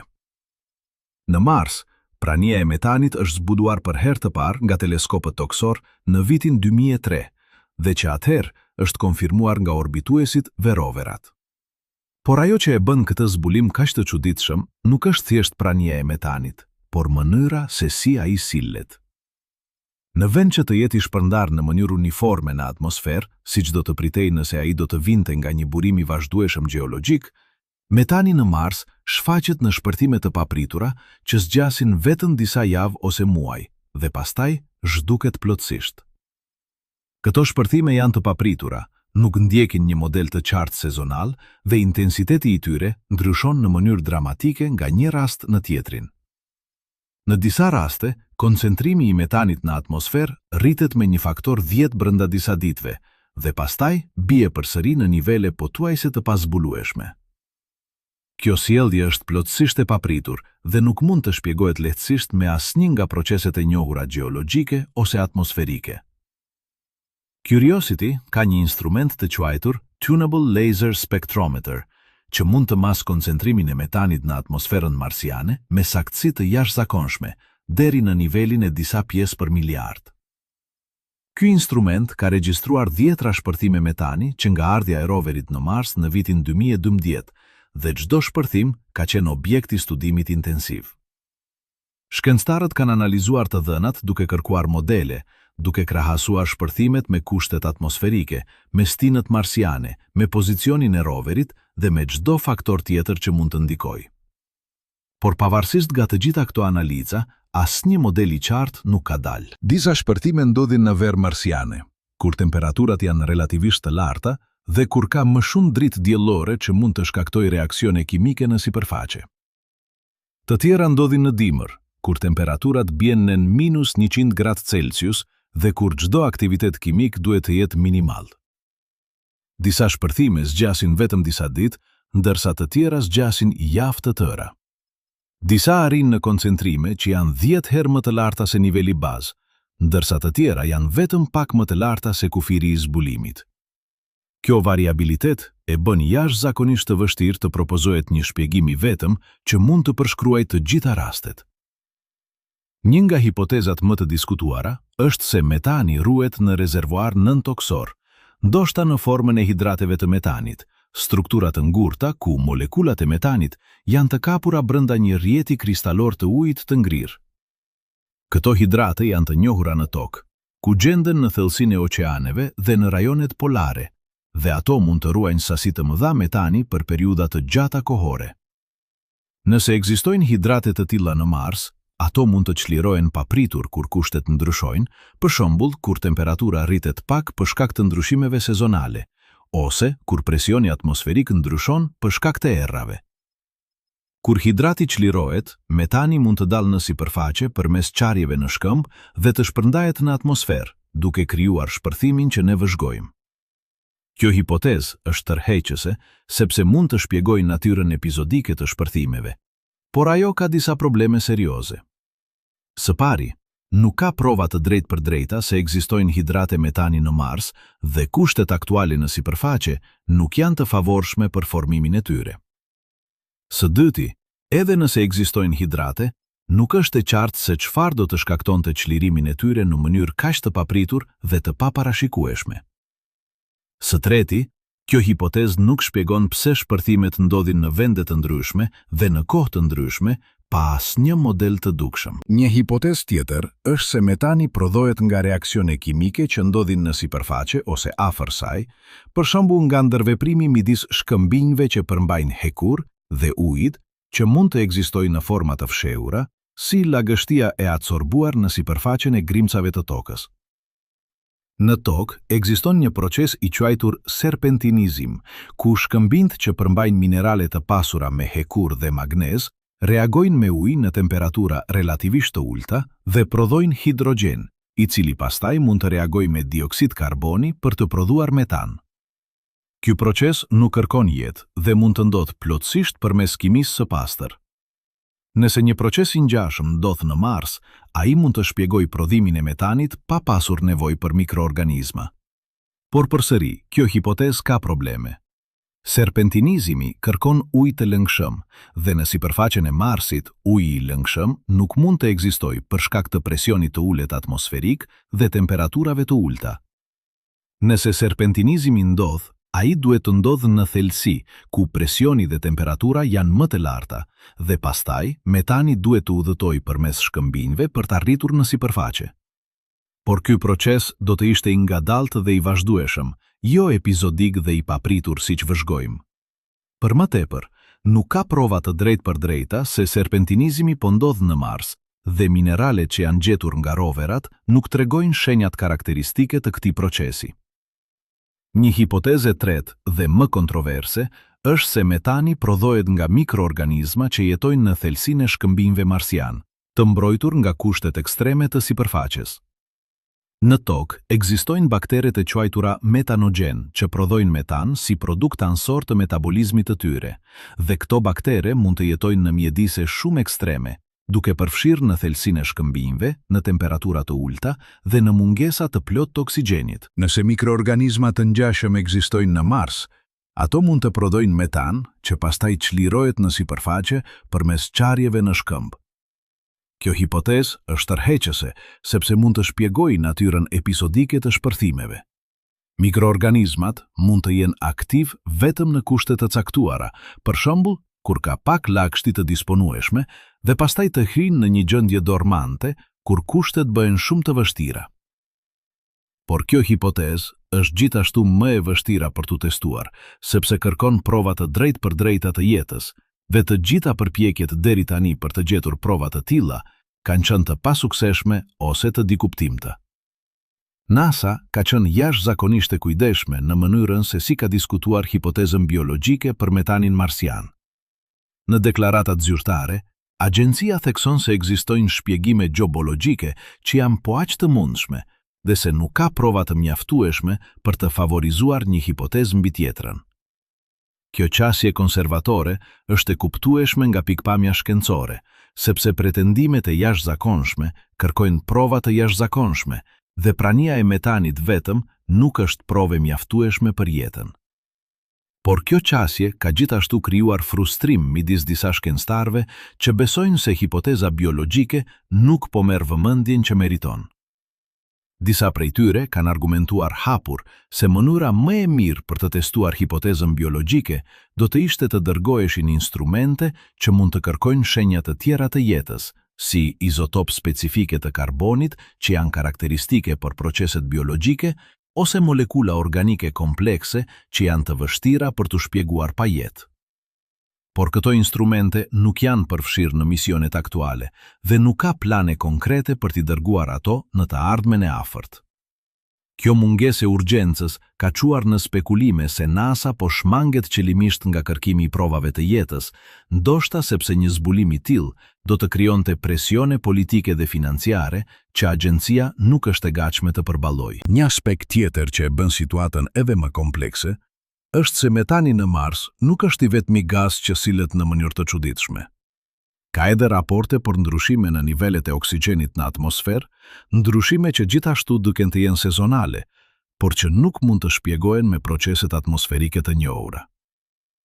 Në verën marsiane, niveli i oksigjenit rritet me rreth 30% mbi nivelin bazë dhe pastaj bie përsëri në dimër. Kjo sjellje është plotësisht e papritur, sepse oksigjen në Mars prodhohet kryesisht nga fotodisocimi i dioksidit të karbonit nga rrezatimi ultraviolet diellor, një proces që duhet të jetë relativisht i qëndrueshëm gjatë vitit. Fakti se niveli i oksigjenit ndryshon kaq shumë sugjeron se ekziston një burim ose një depozit e oksigjenit që nuk e kuptojmë, dhe përsëri, një nga mundësitë që nuk mund të përjashtohet plotësisht është se ky oksigjen prodhohet nga procese biologjike, për shembull, nga mikroorganizma që bëjnë fotosintezë në thellësinë e shkëmbijve, ku ka pak dritë që deporton përmes qarjeve. Kjo ide mund të duket e çmendur, por në tokë ekzistojnë mikroorganizma që jetojnë në thellësinë e shkëmbijve dhe që përdorin sasinë minimale të dritës që deporton për të bërë fotosintezë. Dhe nuk ka arsye themelore pse mikroorganizma të ngjashëm nuk mund të ekzistojnë në Mars nëse kushtet janë të duhura. Pas të gjitha këtyre analizave, pas të gjitha hipotezave që janë propozuar dhe testuar, mbetet një pyetje themelore që nuk ka marrë ende një përgjigje të kënaqshme. Pse metani dhe oksigjen në Mars sillet në mënyrë kaq të papritur dhe të paparashikueshme?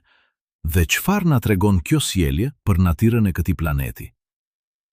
Nëse shpjegimi është gjeologjik, atëherë ne duhet të pranojmë se ka procese gjeologjike aktive në Mars që nuk i kuptojmë fare. Procese që janë fundamentalisht të ndryshme nga çdo gjë që kemi parë në tokë ose në planet të tjerë. Nëse shpjegimi është biologjik, atëherë ne duhet të pranojmë se jeta mund të ekzistojë në kushte që konsiderohen plotësisht të pabanueshme sipas të gjitha modeleve tona aktuale, dhe se ne kemi qenë duke kërkuar në vendin e gabuar dhe me mjetet e gabuara. Të dyja këto mundësi janë revolucionare në mënyrat e tyre, dhe të dyja kërkojnë një rishikim themelor të asaj që mendonim se dinim për Marsin. Por ajo që është veçanërisht frustruese është se ne kemi teknologjinë për të zgjidhur këtë mister, por nuk po e përdorim. Ekzistojnë instrumente që mund të mas izotopët e karbonit në metan me saktësi të mjaftueshme për të përcaktuar nëse ai është biologjik apo gjeologjik në origjinë. Ekzistojnë instrumente që mund të kërkojnë molekula specifike që janë karakteristike për jetën, si lipide ose proteine. Ekzistojnë madje edhe instrumente që mund të kërkojnë qeliza të vdekura ose fosile mikroskopike. Por asnjë prej këtyre instrumenteve nuk është në Mars tani, dhe planet për t'i dërguar ato janë të paqarta dhe të largëta në kohë. Misioni Mars Sample Return, që synon të sjellë mostra nga Marsi në tokë, ku ato mund të analizohen me instrumentet më të sofistikuara që kemi, është shtyrë disa herë dhe tani nuk pritet të ndodhë para vitit 2033, më shumë se 20 vjet pas zbulimit të parë të metanit. Kjo vonesë nuk është vetëm teknike, por edhe politike dhe financiare. Misioni kushton miliarda dollar, kërkon bashkëpunim ndërkombëtar dhe ka rreziqe të mëdha teknike që mund të çojnë në dështim. Por edhe nëse Mars Sample Return sukseson dhe sjell mostra në tokë, mbeten pyetje të mëdha për atë që do të gjejmë. Mostrat që do të merren do të jenë nga sipërfaqe ose nga thellësi shumë të vogla, dhe nëse jeta ekziston në Mars, ajo ka shumë më tepër gjasa të jetë në thellësi të mëdha ku ne nuk mund të arrijmë me teknologjinë aktuale. Kjo do të thotë se edhe nëse analizat e mostrave nuk gjejnë prova të jetës, kjo nuk do të provonte se jeta nuk ekziston në Mars, por vetëm se ajo nuk ekziston në vendet ku ne kemi kërkuar. Kjo situatë krijon një paradoks të vështirë. Sa më shumë të mësojmë për Marsin, aq më shumë bëhet e qartë se sa pak e dim vërtet dhe aq më e largët duket përgjigja përfundimtare. Çdo zbulim i ri, në vend që të ngushtoj fushën e mundësive, duket se e zgjeron atë, duke zbuluar kompleksitet të ri që nuk e kishim imagjinuar më parë. Metani që shfaqet dhe zhduket pa shpjegim, oksigjen që rritet dhe bie në mënyrë të paparashikueshme, molekula organike që gjenden në vende të papritura, formacione gjeologjike që duken shumë të rregullta për të qenë natyrale, ndryshime në përbërjen kimike të tokës që sugjerojnë procese që nuk i kuptojmë. Të gjitha këto janë copa të një puzzle që sa më shumë copa që shtojmë, aq më e madhe dhe më komplekse bëhet pamja e përgjithshme. Dhe në qendër të kësaj puzzle qëndron pyetja që ka obsesionuar njerëzimin për shekuj. A jemi vetëm në univers, apo ekziston jetë tjetër, edhe nëse është vetëm në formën e mikroorganizmave të thjeshtë që jetojnë në thellësinë e shkëmbijve të një planeti të largët? Kjo pyetje nuk është vetëm shkencore, por edhe filozofike dhe ekzistenciale, sepse përgjigja do të ndryshojë thellësisht mënyrën se si e kuptojmë vendin tonë në univers, se si e shohim veten si specie dhe se si mendojmë për të ardhmen tonë si qytetërim. Nëse jeta ekziston në Mars, edhe nëse është e vdekur prej miliarda vitesh, kjo do të thotë se jeta nuk është një aksident kozmik që ndodhi vetëm një herë në një vend, por është një fenomen që mund të shfaqet kudo ku kushtet janë të duhura, dhe kjo do të rrisë dramatikisht mundësinë se ekziston jetë në vende të tjera në univers, ndoshta jetë inteligjente që mund të jetë shumë më e avancuar se ne. Por nëse jeta nuk ekziston në Mars, nëse të gjitha këto anomali kanë shpjegime gjeologjike ose kimike që thjesht nuk I kemi zbuduar ende, atëherë kjo do të sugjeroj se jeta është shumë më e rrallë se sa kemi menduar, se kërkon kushte kaq specifike dhe kaq të rralla sa ne mund të jemi vërtet të vetmit në këtë pjesë të universit, dhe kjo do të na jap një përgjegjësi edhe më të madhe për të mbrojtur jetën që ekziston në tokë, sepse ajo mund të jetë vetmja që ekziston në triliona kilometra përreth. Në këtë moment, ndërsa shkencëtarët vazhdojnë të analizojnë të dhënat, ndërsa roverat vazhdojnë të eksplorojnë sipërfaqen marsiane, ndërsa planet për misione të reja diskutohen në sallat e konferencave dhe në zyrat e agjencive hapësinore, ne qëndrojmë në një prag historik. Çdo të dhënë e re që vjen nga Marsi, çdo imazh I ri, çdo matje e re e metanit ose oksigjenit, mund të jetë ajo që më në fund na jep përgjigjen që kemi kërkuar për kaq gjatë. Por ajo që bën këtë situatë kaq frustruese dhe kaq intrigese në të njëjtën kohë, është se ne e dim se përgjigja është atje, e fshehur në thellësinë e shkëmbimeve marsian, duke pritur të zbulohet, por ne nuk kemi ende mjetet ose vullnetin politik për të arritur atë. Çdo vit që kalon pa një mision të ri, çdo vonesë në planet për Mars Sample Return, çdo vendim për të mos përfshirë instrumente të caktuara në misionet e ardhshme, është një mundësi e humbur për të zbuduar diçka që mund të ndryshojë gjithçka. Dhe kjo na çon përsëri te pyetja qendrore. Çfarë po fsheh NASA për Marsin? A është kjo një fshehësi e qëllimshme, një përpjekje për të mbajtur informacion larg publikut për arsye që nuk I kuptojnë plotësisht? Apo është thjesht një pasojë e kompleksitetit të situatës, e kufizimeve të teknologjisë, e presioneve politike dhe financiare, dhe e faktit se shkenca nuk jep përgjigje të shpejta dhe të qarta për pyetje kaq themelore? Të dyja këto mundësi janë të mundshme, dhe të dyja janë shqetësuese në mënyrat e tyre. Por ajo që është e qartë, është se sa më shumë të mësojmë për Marsin, aq më shumë bëhet e qartë se sa pak e dim vërtet, dhe aq më urgjente bëhet nevoja për të vazhduar kërkimin, për të dërguar instrumente më të mira, për të shpuar më thellë dhe për të qenë më të guximshëm në interpretimin e asaj që gjejmë. Sepse në fund, pyetja nëse ekziston jetë në Mars nuk është vetëm një pyetje shkencore, por është një pyetje për natyrën e realitetit, për vendin ton në univers dhe për atë që do të thotë të jesh njeri në një univers që mund të jetë plot me jetë ose që mund të jetë tmerrsisht bosh. Kjo pyetje që sapo ushtrua nuk është e re, dhe nëse je duke menduar se gjithçka që ke dëgjuar deri tani ti ngëlon si një teori konspirative e çmendur, atëherë ti nuk je I vetëm në këtë mendim. Skepticizmi yt është plotësisht I natyrshëm, madje është I shëndetshëm, sepse historia e njerëzimit është plot me pretendime të jashtëzakonshme që më vonë janë provuar të jenë krejtësisht të rreme. Nga algjistët mesjetar që pretendonin se mund të kthejnë plumbin në ar, te shpikësit e shekullit të 19 që pretendonin se kishin ndërtuar makina lëvizje të përjetshme, te pseudoshkencëtarët modern që pretendojnë se kanë zbuluar energji të lirë ose se kanë provuar ekzistencën e fantazmave, historia është një varezë e madhe e ideve që tingëlonin revolucionare, por që u shkatëruan nga provat empirike. Prandaj, kur dëgjon se NASA mund të jetë duke fshehur prova të jetës në Mars, reagimi I pari çdo personi racional duhet të jetë skepticizëm, duhet të jetë kërkimi I provave të forta, duhet të jetë pyetja e vazhdueshme. Ku janë të dhënat? Ku janë studimet e rishikuara nga kolegë? Ku janë konfirmimet e pavarura? Ky skepticizëm nuk është armiku I shkencës, por është themeli I saj, sepse shkenca nuk përparon duke besuar çdo pretendim të ri, por duke testuar çdo pretendim me rreptësi, duke kërkuar gabime, duke provuar të provojë se diçka është e gabuar para se të pranosh se ajo mund të jetë saktë. Metoda shkencore, siç e njohim sot, është ndërtuar mbi këtë parim themelor.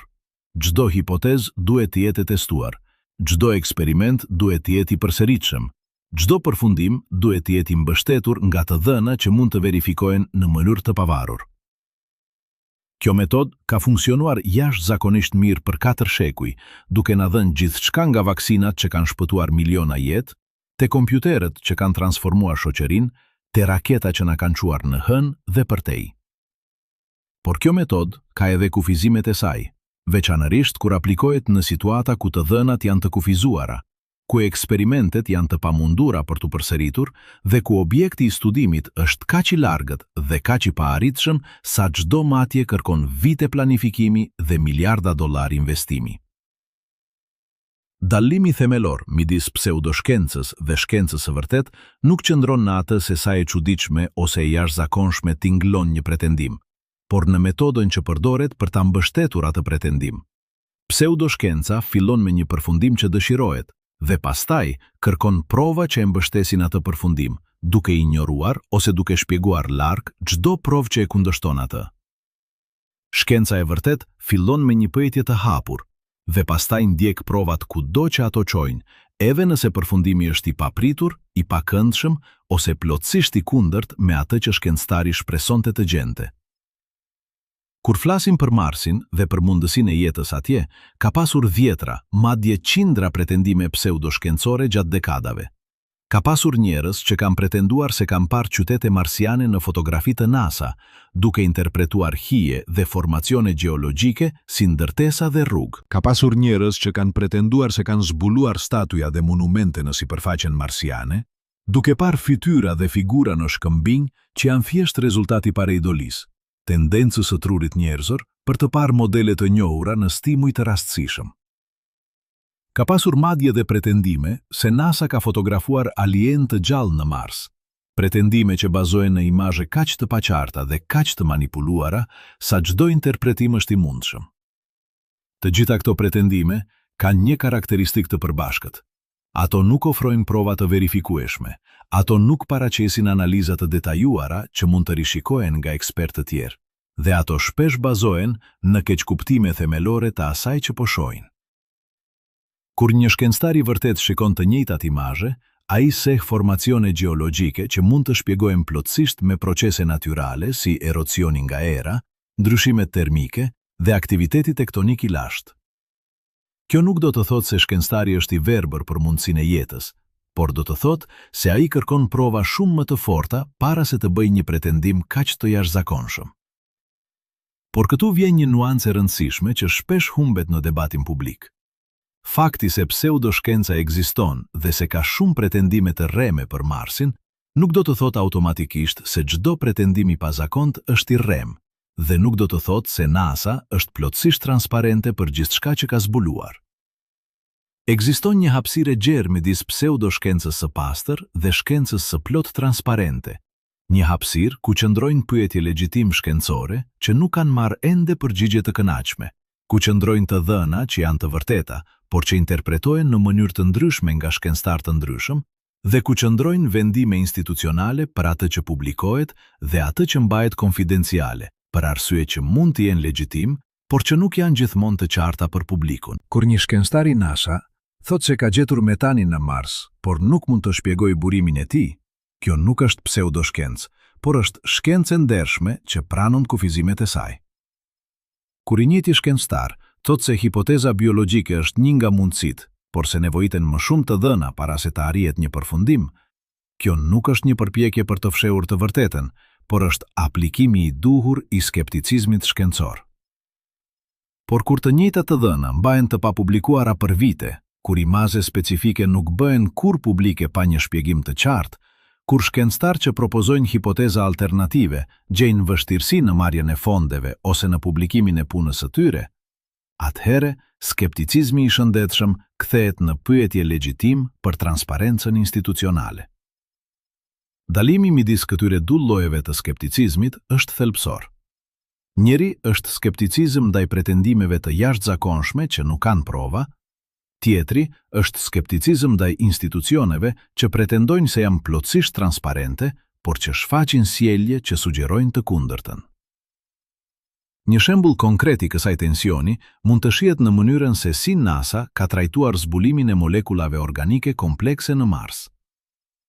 Kur roveri Curiosity gjeti për herë të parë molekula organike në vitin 2014, lajmi u publikua me shumë kujdes, me theks të madh në faktin se molekulat organike nuk janë domosdoshmërisht shenja e jetës, se ato mund të prodhohen nga procese jo biologjike dhe se nevojiten më shumë studime para se të arrihet në ndonjë përfundim.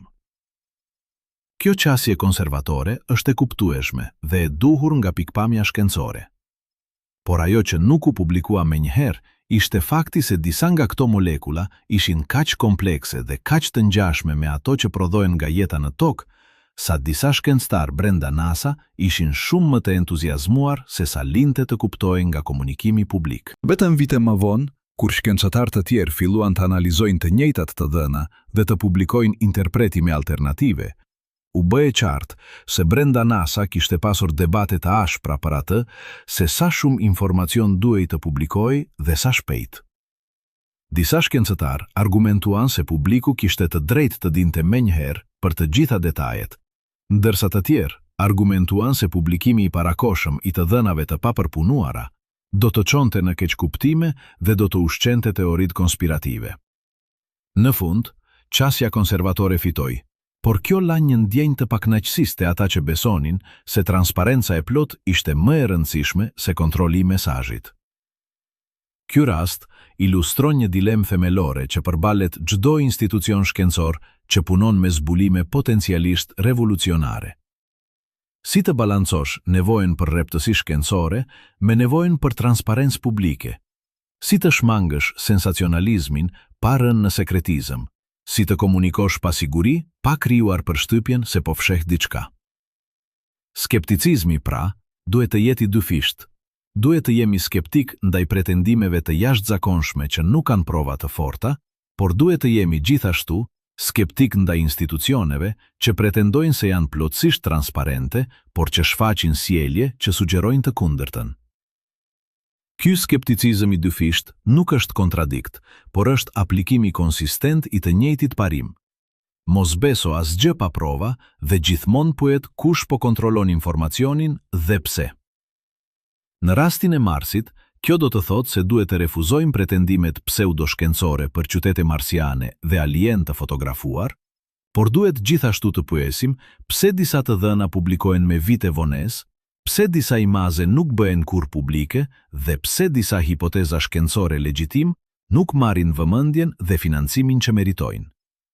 Përgjigja për këto pyetje nuk është e thjeshtë dhe ajo nuk mund të reduktohet në një teori konspirative të thjeshtë ku NASA po fsheh prova të jetës për arsye të errta. Realiteti është shumë më kompleks dhe përfshin shtresa të shumta faktorësh që ndërveprojnë në mënyrë të ndërlikuar.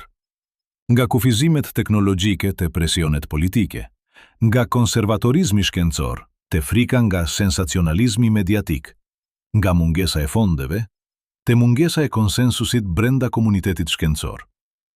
Por kompleksiteti i situatës nuk duhet të na bëjë të ndalojmë së pjeturi, sepse është pikrisht kjo pyetje e vazhdueshme, ky skepticizëm i shëndetshëm që e mban shkencën të ndershme dhe që siguron se e vërteta, sa herë që ajo zbulohet, do të jetë e bazuar në prova të forta dhe jo në besime të paverifikuara.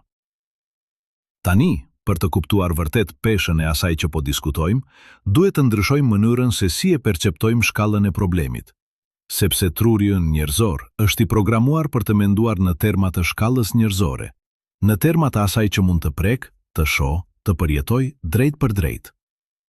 Kur flet për Marsin, shumica e njerëzve e imagjinojnë atë si një vend të largët, por largësia është një koncept abstrakt që nuk ka kuptim real derisa e lidhim me diçka që e njohim. Prandaj, le të fillojmë me diçka shumë të afërt, shumë konkrete. Dhoma ku ndodhesh tani, ose vendi ku po dëgjojmë këtë. Kjo dhomë ka një madhësi të caktuar, le të themi 5 metra me 6 metra, një hapësirë që mund ta përshkosh në disa hapa. Brenda kësaj dhome, ti e qendra e universit tënd të perceptuar dhe gjithçka tjetër matet në lidhje me këtë qendër. Dritarja e dhomës mund të jetë 3 metra larg, dera mund të jetë 4 metra, tavani mund të jetë 3 metra lart. Këto janë distanca që truri ynë i kupton intuitivisht, sepse i përjeton çdo ditë. Por tani, le të zgjerojmë pak këtë shkallë. Ndërtesa ku ndodhet kjo dhomë mund të jetë e lartë 20 metra, ose 50 metra nëse është një ndërtesë e lartë. Kjo është ende një shkallë që mund ta konceptosh, sepse ke parë ndërtesa, ke hipur shkallë ke marr ascensor. Por kur shkojmë për te kësaj? Kur fillojmë të flasim për qytetin ku ndodhet ndërtesa, shkalla fillon të bëhet më abstrakte. Një qytet mund të ketë një sipërfaqe prej 100 km², ose 500, ose 1000. Ti mund ta përshkosh këtë qytet me makinë në 1 orë ose 2, por nuk mund ta shosh të gjithë në një vështrim, nuk mund ta përjetosh si një tërësi të vetme. Truri yt e kupton qytetin si një koleksion lagjesh, rrugësh, ndërtesash që ke vizituar në kohë të ndryshme, por jo si një objekt të vetëm koherent. Kur shkojmë edhe më larg, kur fillojmë të flasim për vendin ku ndodhet qyteti, shkalla bëhet edhe më e vështirë për t'u konceptuar. Shqipëria, për shembull, ka një sipërfaqe prej 28.800 km², një numër që mund ta lexosh, por që nuk ka kuptim intuitiv. Sa është 28.800 km²? A është e madhe? A është e vogël? Krahasuar me çfarë? Nëse do të provoje ta ecje këtë sipërfaqe, do të merrte muaj, ndoshta vite. Nëse do të provoje ta fluturoje, do të merrte disa orë. Por edhe kështu, nuk mund ta perceptosh si një tërësi, sepse kur je në një vend, nuk mund të shohësh vendet e tjera. Dhe kur lëviz nga një vend në tjetrin, peizazhi ndryshon vazhdimisht, duke e bërë të pamundur të mbash një imazh të plot mendor. Dhe kjo është vetëm një vend i vogël në një kontinent, Evropa, që ka një sipërfaqe prej 10.400.000 km², një numër që tashmë ka humbur çdo kuptim intuitiv. Dhe Evropa është vetëm një nga 7 kontinentet në një planet, Tokën, që ka një sipërfaqe totale prej 510 milion km², nga të cilat 150 milion janë tokë dhe 360 milion janë ujë. Këto numra janë kaq të mëdha sa truri yt nuk mund t'i përpunoj si madhësi reale, por vetëm si simbole abstrakte. Por edhe kjo shkallë planetare është vetëm fillimi, sepse Toka është vetëm një nga 8 planete në sistemin diellor. Një sistem që ka një diametër prej rreth 10 miliard kilometrash, nëse e matim nga orbita e Neptunit, planeti më i largët. Dhe sistemi diellor është vetëm një nga qindra miliard sistemeve në galaktikën Rruga e Qumështit, një galaktik që ka një diametër prej rreth 100.000 viteve dritë, që do të thotë se drita, që udhton me 300.000 km në sekond, i duhen 100.000 vjet për ta përshkuar atë. Tani, kur kemi arritur në këtë shkallë kozmike, ku numrat janë kaq të mëdhenj sa kanë humbur çdo kuptim intuitiv, le të kthehemi te Marsi dhe të pyesim: ku qëndron ai në këtë hierarki shkallësh? Marsi është planeti i 4 nga dielli, me një distancë mesatare prej 158 milion kilometrash nga ili ynë, krahasuar me 150 milion kilometra për Tokën. Kjo do të thotë se Marsi është vetëm pak më larg nga dielli se ne, dhe në disa momente të orbitave tona, kur të dy planetët janë në të njëjtën anë të diellit, distanca midis Tokës dhe Marsit bie në vetëm 55 milion kilometra. Kjo mund të duket si një distancë e madhe, dhe vërtet është e madhe sipas standardeve njerëzore, por në shkallën e sistemit diellor është pothuajse asgjë. Nëse do të ndërtojë një model të shkallës së sistemit diellor, ku Toka është një top futbolli, atëherë Marsi do të ishte një top tenisi i vendosur në një distancë prej rreth 150 metrash. Kjo është një distancë që mund ta ecësh në 2 minuta.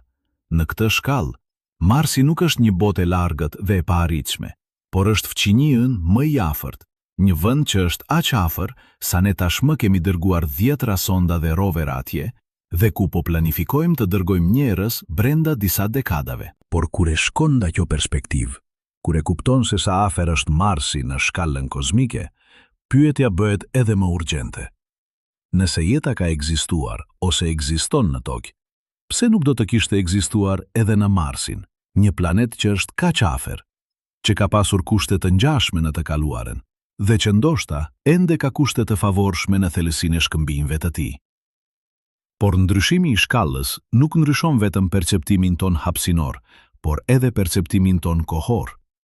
Kur flet për Marsin, nuk po flet vetëm për një vend në hapësirë, por edhe për një vend në kohë, sepse çdo gjë që shohim në Mars është e kaluara. Drita që vjen nga Marsi, edhe kur planeti është në distancën më të afërt, ka udhëtuar për 3 minuta para se të arrijë në Tokë. Kjo do të thotë se kur shikon Marsin përmes një teleskopit, nuk po shikon Marsin siç është tani, por siç ishte 3 minuta më parë. Kjo vonesë është e papërfillshme në terma praktik, por ajo na kujton një të vërtet themelore. Në univers, nuk ka asnjë gjë si tani në kuptimin absolut. Çdo gjë që shohim, çdo gjë që matim është e kaluara, sepse informacioni udhëton me shpejtësinë e dritës, dhe kjo shpejtësi, edhe pse është shpejtësia më e madhe e mundshme në univers, nuk është e pafundme. Kur shikon dielin, po shikon dielin siç ishte 8 minuta më parë. Kur shikon yjet më të afërt, po shikon ata siç ishin 4 vjet më parë, ose 10 vjet, ose 100 vjet. Kur shikon galaktikat e largëta, po shikon ato siç ishin miliona ose miliarda vjet më parë. Kaq larg në të kaluarën sa disa nga ato galaktika mund të mos ekzistojnë më, por drita e tyre ende po udhëton drejt nesh. Kjo natyrë e kohës kozmike ka implikime të thella për atë që po kërkojmë në Mars. Kur analizojmë shkëmbinjt marsian, po analizojmë shkëmbinj që u formuan miliarda vjet më parë. Kur kërkojmë shenja të jetës, po kërkojmë shenja të jetës që mund të ketë ekzistuar miliarda vjet më parë, në një Mars që ishte thelbësisht i ndryshëm nga Marsi i sotëm. Kjo do të thotë se edhe nëse gjejmë prova të jetës, ato do të jenë prova të një jete që ka vdekur prej kohësh, fosile të një bote që nuk ekziston më. Dhe kjo na çon në një pyetje edhe më të thellë. Nëse jeta ka ekzistuar në Mars në të kaluarën, por ka vdekur, çfarë na tregon kjo për fatin e jetës në univers? A është jeta një fenomen i përkohshëm që lullzon për një periudhë dhe pastaj zhduket, apo është diçka që një herë e shfaqur mund të mbijetojë dhe të evoluojë për miliarda vjet? Ndryshimi i shkallës, pra, nuk është vetëm një ushtrim intelektual, por është thelbësor për të kuptuar natyrën e problemit që po përpiqemi të zgjidhim. Kur e shikon Marsin nga perspektiva e dhomës tënde, ai duket si një botë e largët dhe e paarritshme. Por kur e shikon nga perspektiva e sistemit diellor, ai është fqinjën më i afërt. Kur e shikon nga perspektiva e një jete njerëzore, misionet marsiane duken të ngadalta dhe frustruese. Por kur e shikon nga perspektiva e historisë kozmike, ne jemi duke lvizur me një shpejtësi të jashtëzakonshme, duke arritur në një planet tjetër vetëm 60 vjet pas zbulimit të raketave. Kur e shikon nga perspektiva e një eksperimenti laboratorik, të dhënat marsiane duken të kufizuara vetë di kuptimta. Por kur e shikon nga perspektiva e asaj që është e mundur të bësh në një planet që është vjetra milion kilometra larg, fakti se kemi ndonjë të dhënë fare është një mrekulli teknologjike. Ky ndryshim i perspektivës nuk ndryshon faktet, por ndryshon mënyrën se si interpretojmë ato, dhe na ndihmon të kuptojmë pse pyetja e jetës në Mars është kaq e vështirë për të përgjigjur. Nuk është se NASA po fsheh përgjigjen, por është se përgjigja është e fshehur në thellësinë e një kompleksiteti që shtrihet përmes shkallëve të hapësirës dhe kohës që janë jashtë përvojës sonë të përditshme, dhe që kërkojnë një mënyrë krejtësisht të re të menduarit për të qenë të kuptueshme. Çdo model shkencer që kemi ndërtuar, çdo teori që kemi zhvilluar, çdo ligj i natyrës që kemi zbuluar, ka një kufi përtej të cilit ai nuk funksionon më. Një kufi ku parashikimet e tij bëhen të pasakta, ku shpjegimet e tij bëhen të pamjaftueshme, ku vetë struktura konceptuale e tij fillon të shembet. Ky kufi nuk është një defekt i modelit, por është një karakteristikë themelore e të gjitha modeleve shkencore, sepse çdo model është një thjeshtëzim i realitetit, një përpjekje për të kapur aspektet më të rëndësishme të një fenomeni, duke injoruar detajet që konsiderohen të parëndësishme. Kjo qasje funksionon jashtëzakonisht mirë brenda një fushe të caktuar aplikimi, por dështon jashtë saj. Për shembull, mekanika klasike e Newtonit, që përshkruan lëvizjen e objekteve me ekuacione të thjeshta dhe elegante, funksionon përsosur për objektet që lëvizin me shpejtësi shumë më të vogla se shpejtësia e dritës dhe që kanë masa shumë më të mëdha se atomet. Por kur shpejtësitë afrohen me shpejtësinë e dritës, mekanika klasike dështon dhe duhet të zvendësohet me relativitetin e Einsteinit. Kur masat bëhen aq të vogla sa atomet, mekanika klasike përsëri dështon dhe duhet të zvendësohet me mekanikën kuantike. Këto nuk janë dështime të shkencës, por janë zbulime të kufive të aplikueshmërisë së modeleve specifike, dhe çdo zbulim i tillë na çon drejt modeleve më të mira që kanë fusha më të gjera aplikimi. por edhe këto modelet e reja kanë kufit e tyre, dhe procesi i zbulimit të këtyre kufive dhe ndërtimit të modeleve edhe më të mira vazhdon pafundësisht. Kur aplikojmë këtë logjik në studimin e Marsit, bëhet e qartë se të gjitha modelet tona për atë se si duhet të duket jeta, si duhet të funksionoj dhe ku duhet ta kërkojmë atë, janë ndërtuar mbi bazën e një mostër të vetme, jetës në tokë. Kjo mostër e vetme na ka dhënë një pasuri të jashtëzakonshme informacioni, por ajo gjithashtu na ka kufizuar në mënyra që mund të mos i kuptojmë plotësisht. Jeta në tokë, në të gjithë diversitetin e saj të mahnitshëm, nga bakteret që jetojnë në thellësinë e shkëmbinjve, te pemet gjigante që arrin lartësi prej 100 metrash, nga kërmill që jetojnë në temperatura afer pikë së vlimit të ujit, te peshqit që jetojnë në thellësinë e oqeaneve, ku presioni është aq i madh sa do të shtyp çdo strukturë që nuk është e projektuar posaçërisht për të. Të gjitha këto forma jete kanë disa karakteristika të përbashkëta themelore. Të gjitha bazohen në karbon si elementi strukturor kryesor, sepse karboni ka aftësinë unike për të formuar zinxhir të gjata dhe komplekse që janë të nevojshme për molekulat e mëdha si proteinat dhe acidet nukleike.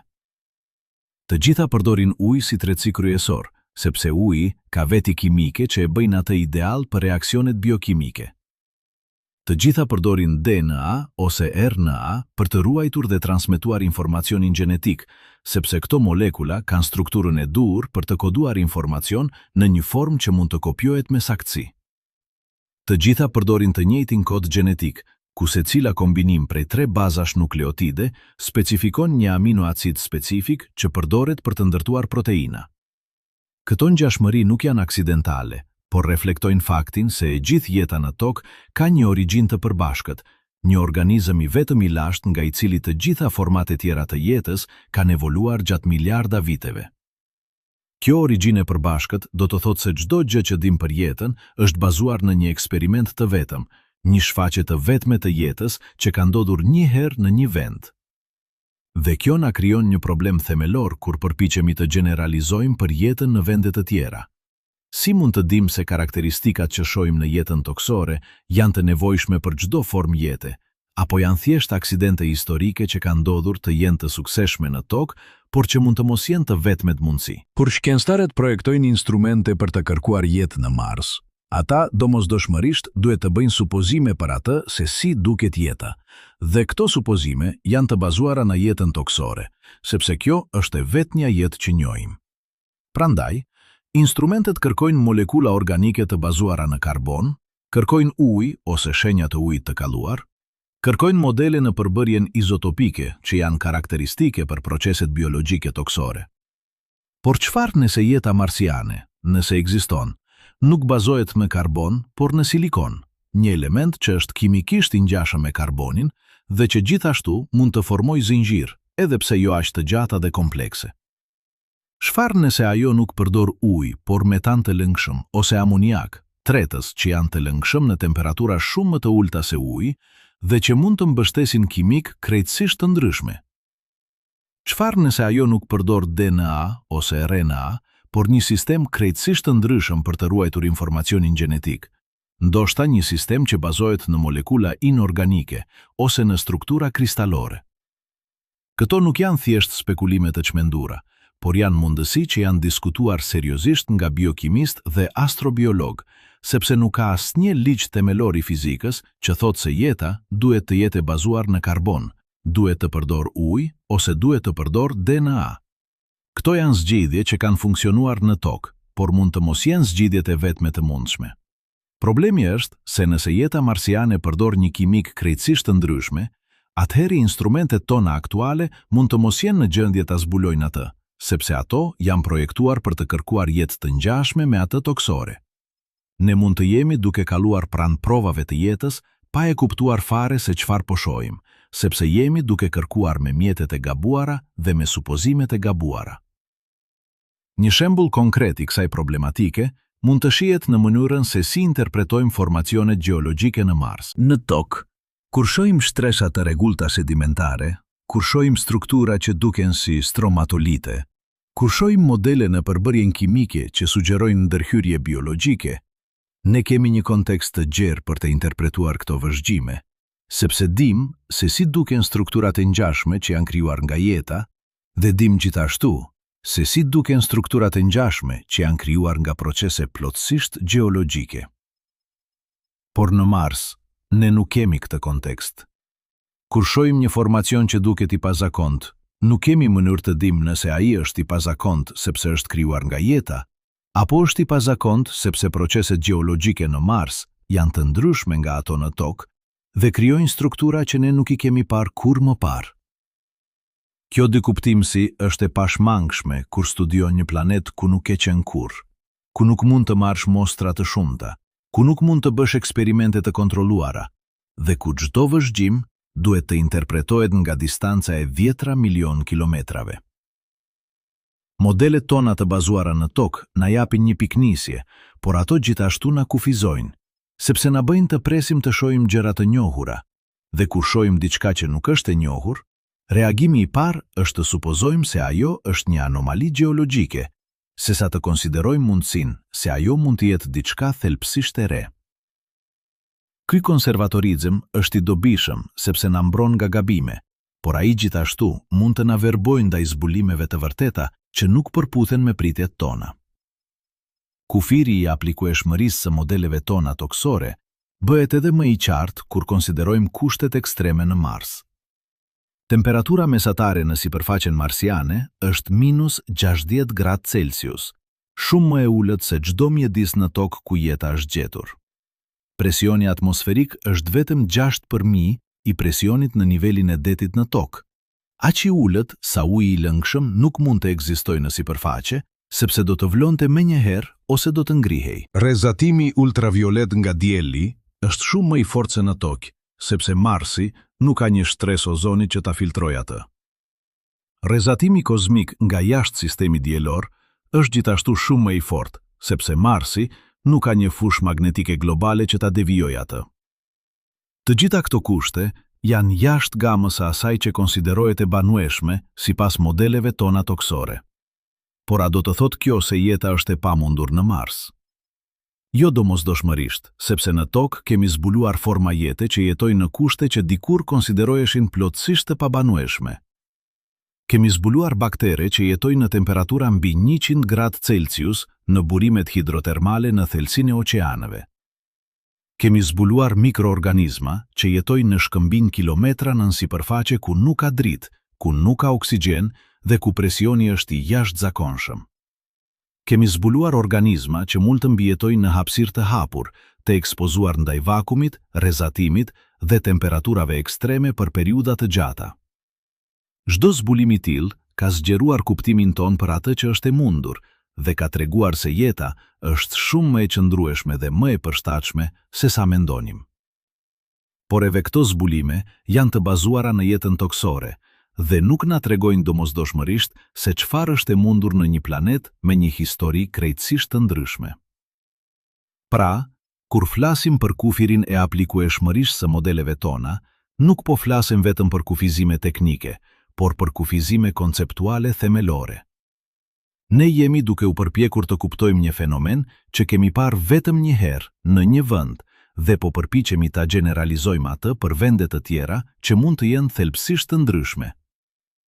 Kjo është sikur të përpiqesh të kuptosh natyrën e liçeneve duke studiuar vetëm një liçen, ose të kuptosh natyrën e maleve duke studiuar vetëm një mall. Mund të mësosh shumë për atë liçen specifik ose atë mall specifik, por sa nga ajo që mëson është e vërtet për të gjithë liçenet ose të gjithë malet, dhe sa është specifike vetëm për atë shembull të vetëm që ke studiuar. Në rastin e jetës, ne nuk kemi mënyrë të dimë derisa të gjejmë një shembull të dytë. Dhe pikërisht prandaj kërkimi për jetë në Mars është kaq i rëndësishëm.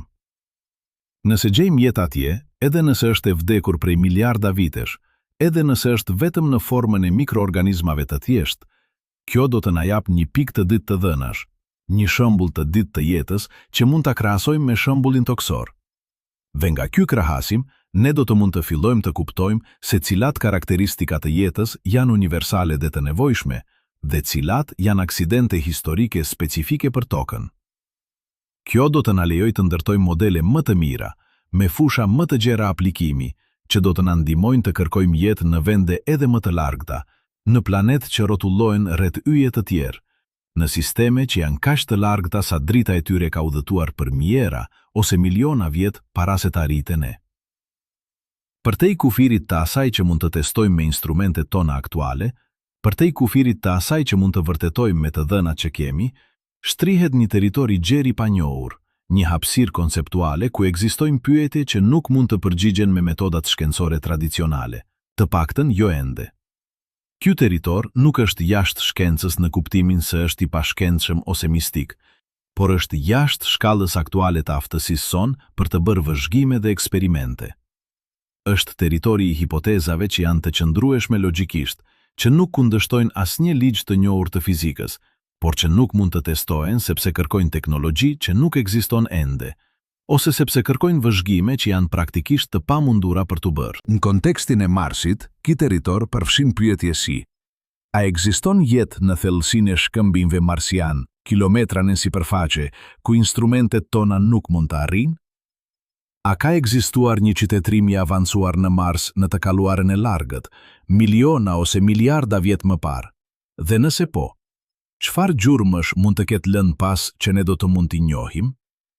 A është e mundur që jeta në Mars të jetë kaq e ndryshme nga jeta toksore, sa ne nuk do ta njinim si jetë, edhe nëse do të shihnim drejt për drejt? Këto pyetje nuk janë pseudoshkencore, por janë në kufijtë e asaj që shkenca mund të trajtojë me mjetet aktuale. Dhe pikërisht prandaj, ato janë kaq intrigese dhe kaq frustruese në të njëjtën kohë. Ato na tërheqin përpara, na bëjnë të imagjinojmë mundësi që shkojmë përtej asaj që dim, por ato gjithashtu na kujtojnë se sa e kufizuar është aftësia jonë aktuale për të kuptuar realitetin. Një nga pyetjet më intrigese që bie në këtë kategori është nëse mund të ekzistojë jetë në thellësinë e shkëmbimeve marsian, e mbrojtur nga kushtet ekstreme të sipërfaqes. Në tokë, e dim se jeta ekziston në thellësi të mëdha, deri në 5 kilometra nën sipërfaqe, në shkëmbin që janë plotësisht të izoluar nga sipërfaqja për miliona vjet. Këto mikroorganizma nëntoksore nuk përdorin dritën e diellit për energji, por marrin energji nga reaksionet kimike që ndodhin në shkëmbin, nga radioaktiviteti natyror që ngroh shkëmbin, ose nga gazra si hidrogen që prodhohet nga reaksionet midis ujit dhe mineraleve të caktuara. Disa prej këtyre mikroorganizmave kanë një metabolizëm kaq të ngadalt sa ato mund të ndajnë vetëm një herë në shekuj, duke jetuar në një gjendje që është pothuajse e ngrirë në kohë, por që ende është jetë. Nëse mikroorganizmat të tillë ekzistojnë në tokë, pse nuk do të mund të ekzistonin edhe në Mars, ku kushtet nëntoksore mund të jenë shumë më të favorshme se kushtet e sipërfaqes? Në thellësi, temperatura është më e lartë sepse ngrohet nga nxehtësia e brendshme e planetit. Presioni është më i lartë, duke lejuar ujin të mbetet i lëngshëm edhe në temperaturën e 0 gradë. Rrezatimi nga sipërfaqja nuk depërton, duke krijuar një mjedis të mbrojtur. Nëse ekziston uji i lëngshëm në thellësi, dhe nëse ekzistojnë burimet e energjisë kimike, atëherë nuk ka arsye themelore pse jeta nuk mund të ekzistojë atje. Por ne nuk kemi mënyrë për ta testuar këtë hipotezë me teknologjinë aktuale, sepse të gjitha roverat tona mund të shpojnë vetëm disa centimetra, dhe edhe misionet e ardhshme që planifikohen nuk do të mund të arrijnë në thellësi më të mëdha se disa metra. Për të arritur në thellësi prej kilometrash, do të nevojitej një mision krejtësisht i ndryshëm, me pajisje shpimi të avancuara, me burime energjie të fuqishme dhe me kosto që do të ishte shumë herë më e lartë se çdo mision aktual. Prandaj, kjo pyetje mbetet në territorin e panjohur, një hipotezë që është plotësisht e arsyeshme, por që nuk mund të testohet, të paktën jo në të ardhmen e afërt.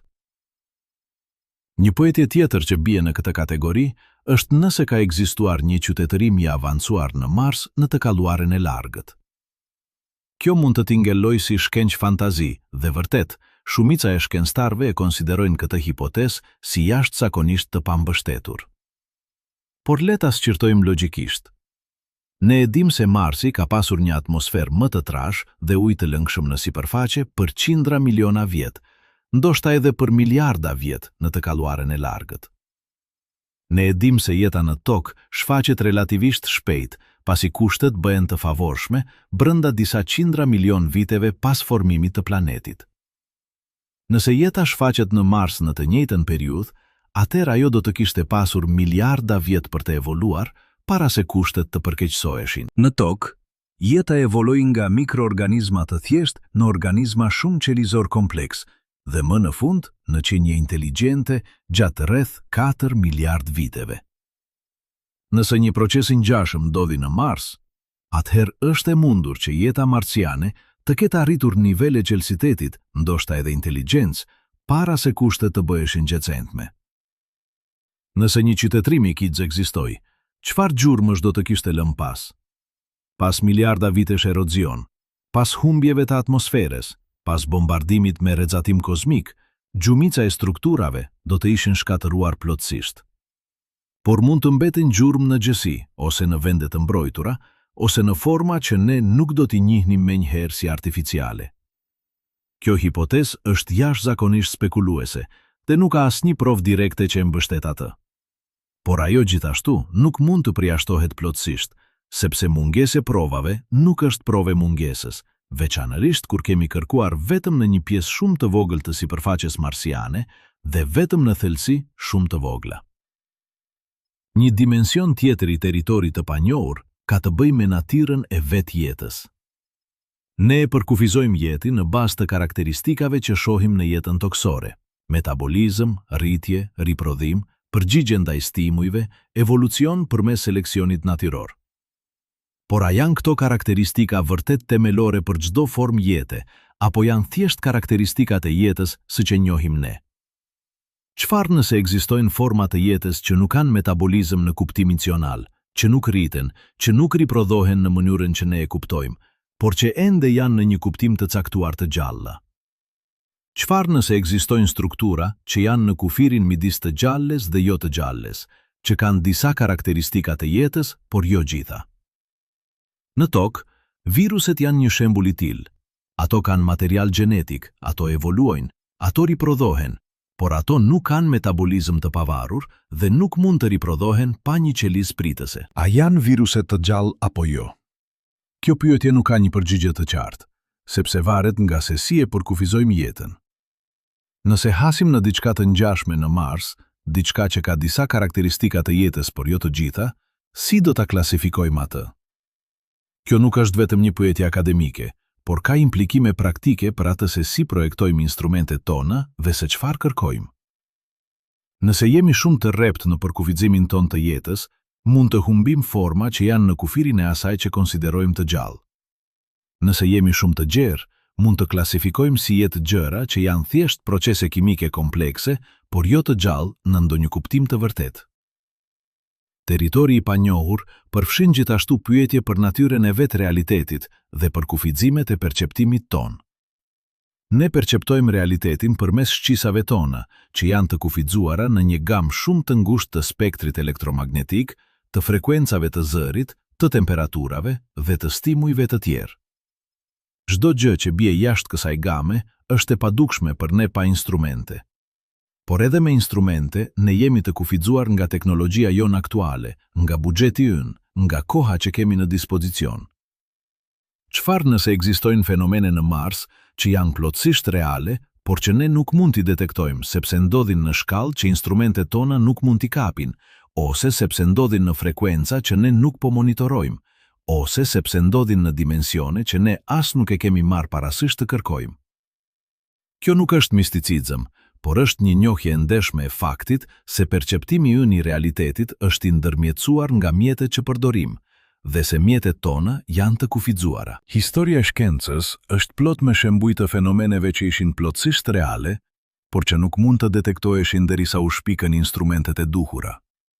Bakteret nuk u zbuduan derisa u shpik mikroskopi. Rrezet X nuk u zbuduan derisa u zhvillua teknologjia e duhur. Valet gravitacionale nuk u detektuan derisa u ndërtuan detektorët jashtëzakonisht të ndjeshëm që kërkoheshin. Çdo zbulim i tillë ka zgjeruar kuptimin ton të realitetit, duke zbuluar shtresa të reja, kompleksiteti që nuk i kishim imagjinuar më parë. Pse të supozojmë se kemi arritur fundin e kësaj procesi? Se tashmë e dim gjithçka që mund të dihet? Se nuk ka më fenomene të fshehura që presin të zbulohen? Roli i imagjinatës në këtë proces nuk duhet nëmblerësuar, sepse imagjinata është ajo që na lejon të shohim përtej kufive të asaj që tashmë e dim, të konceptojmë mundësi që nuk janë ende të vërtetuara, të bëjmë pyetje që nuk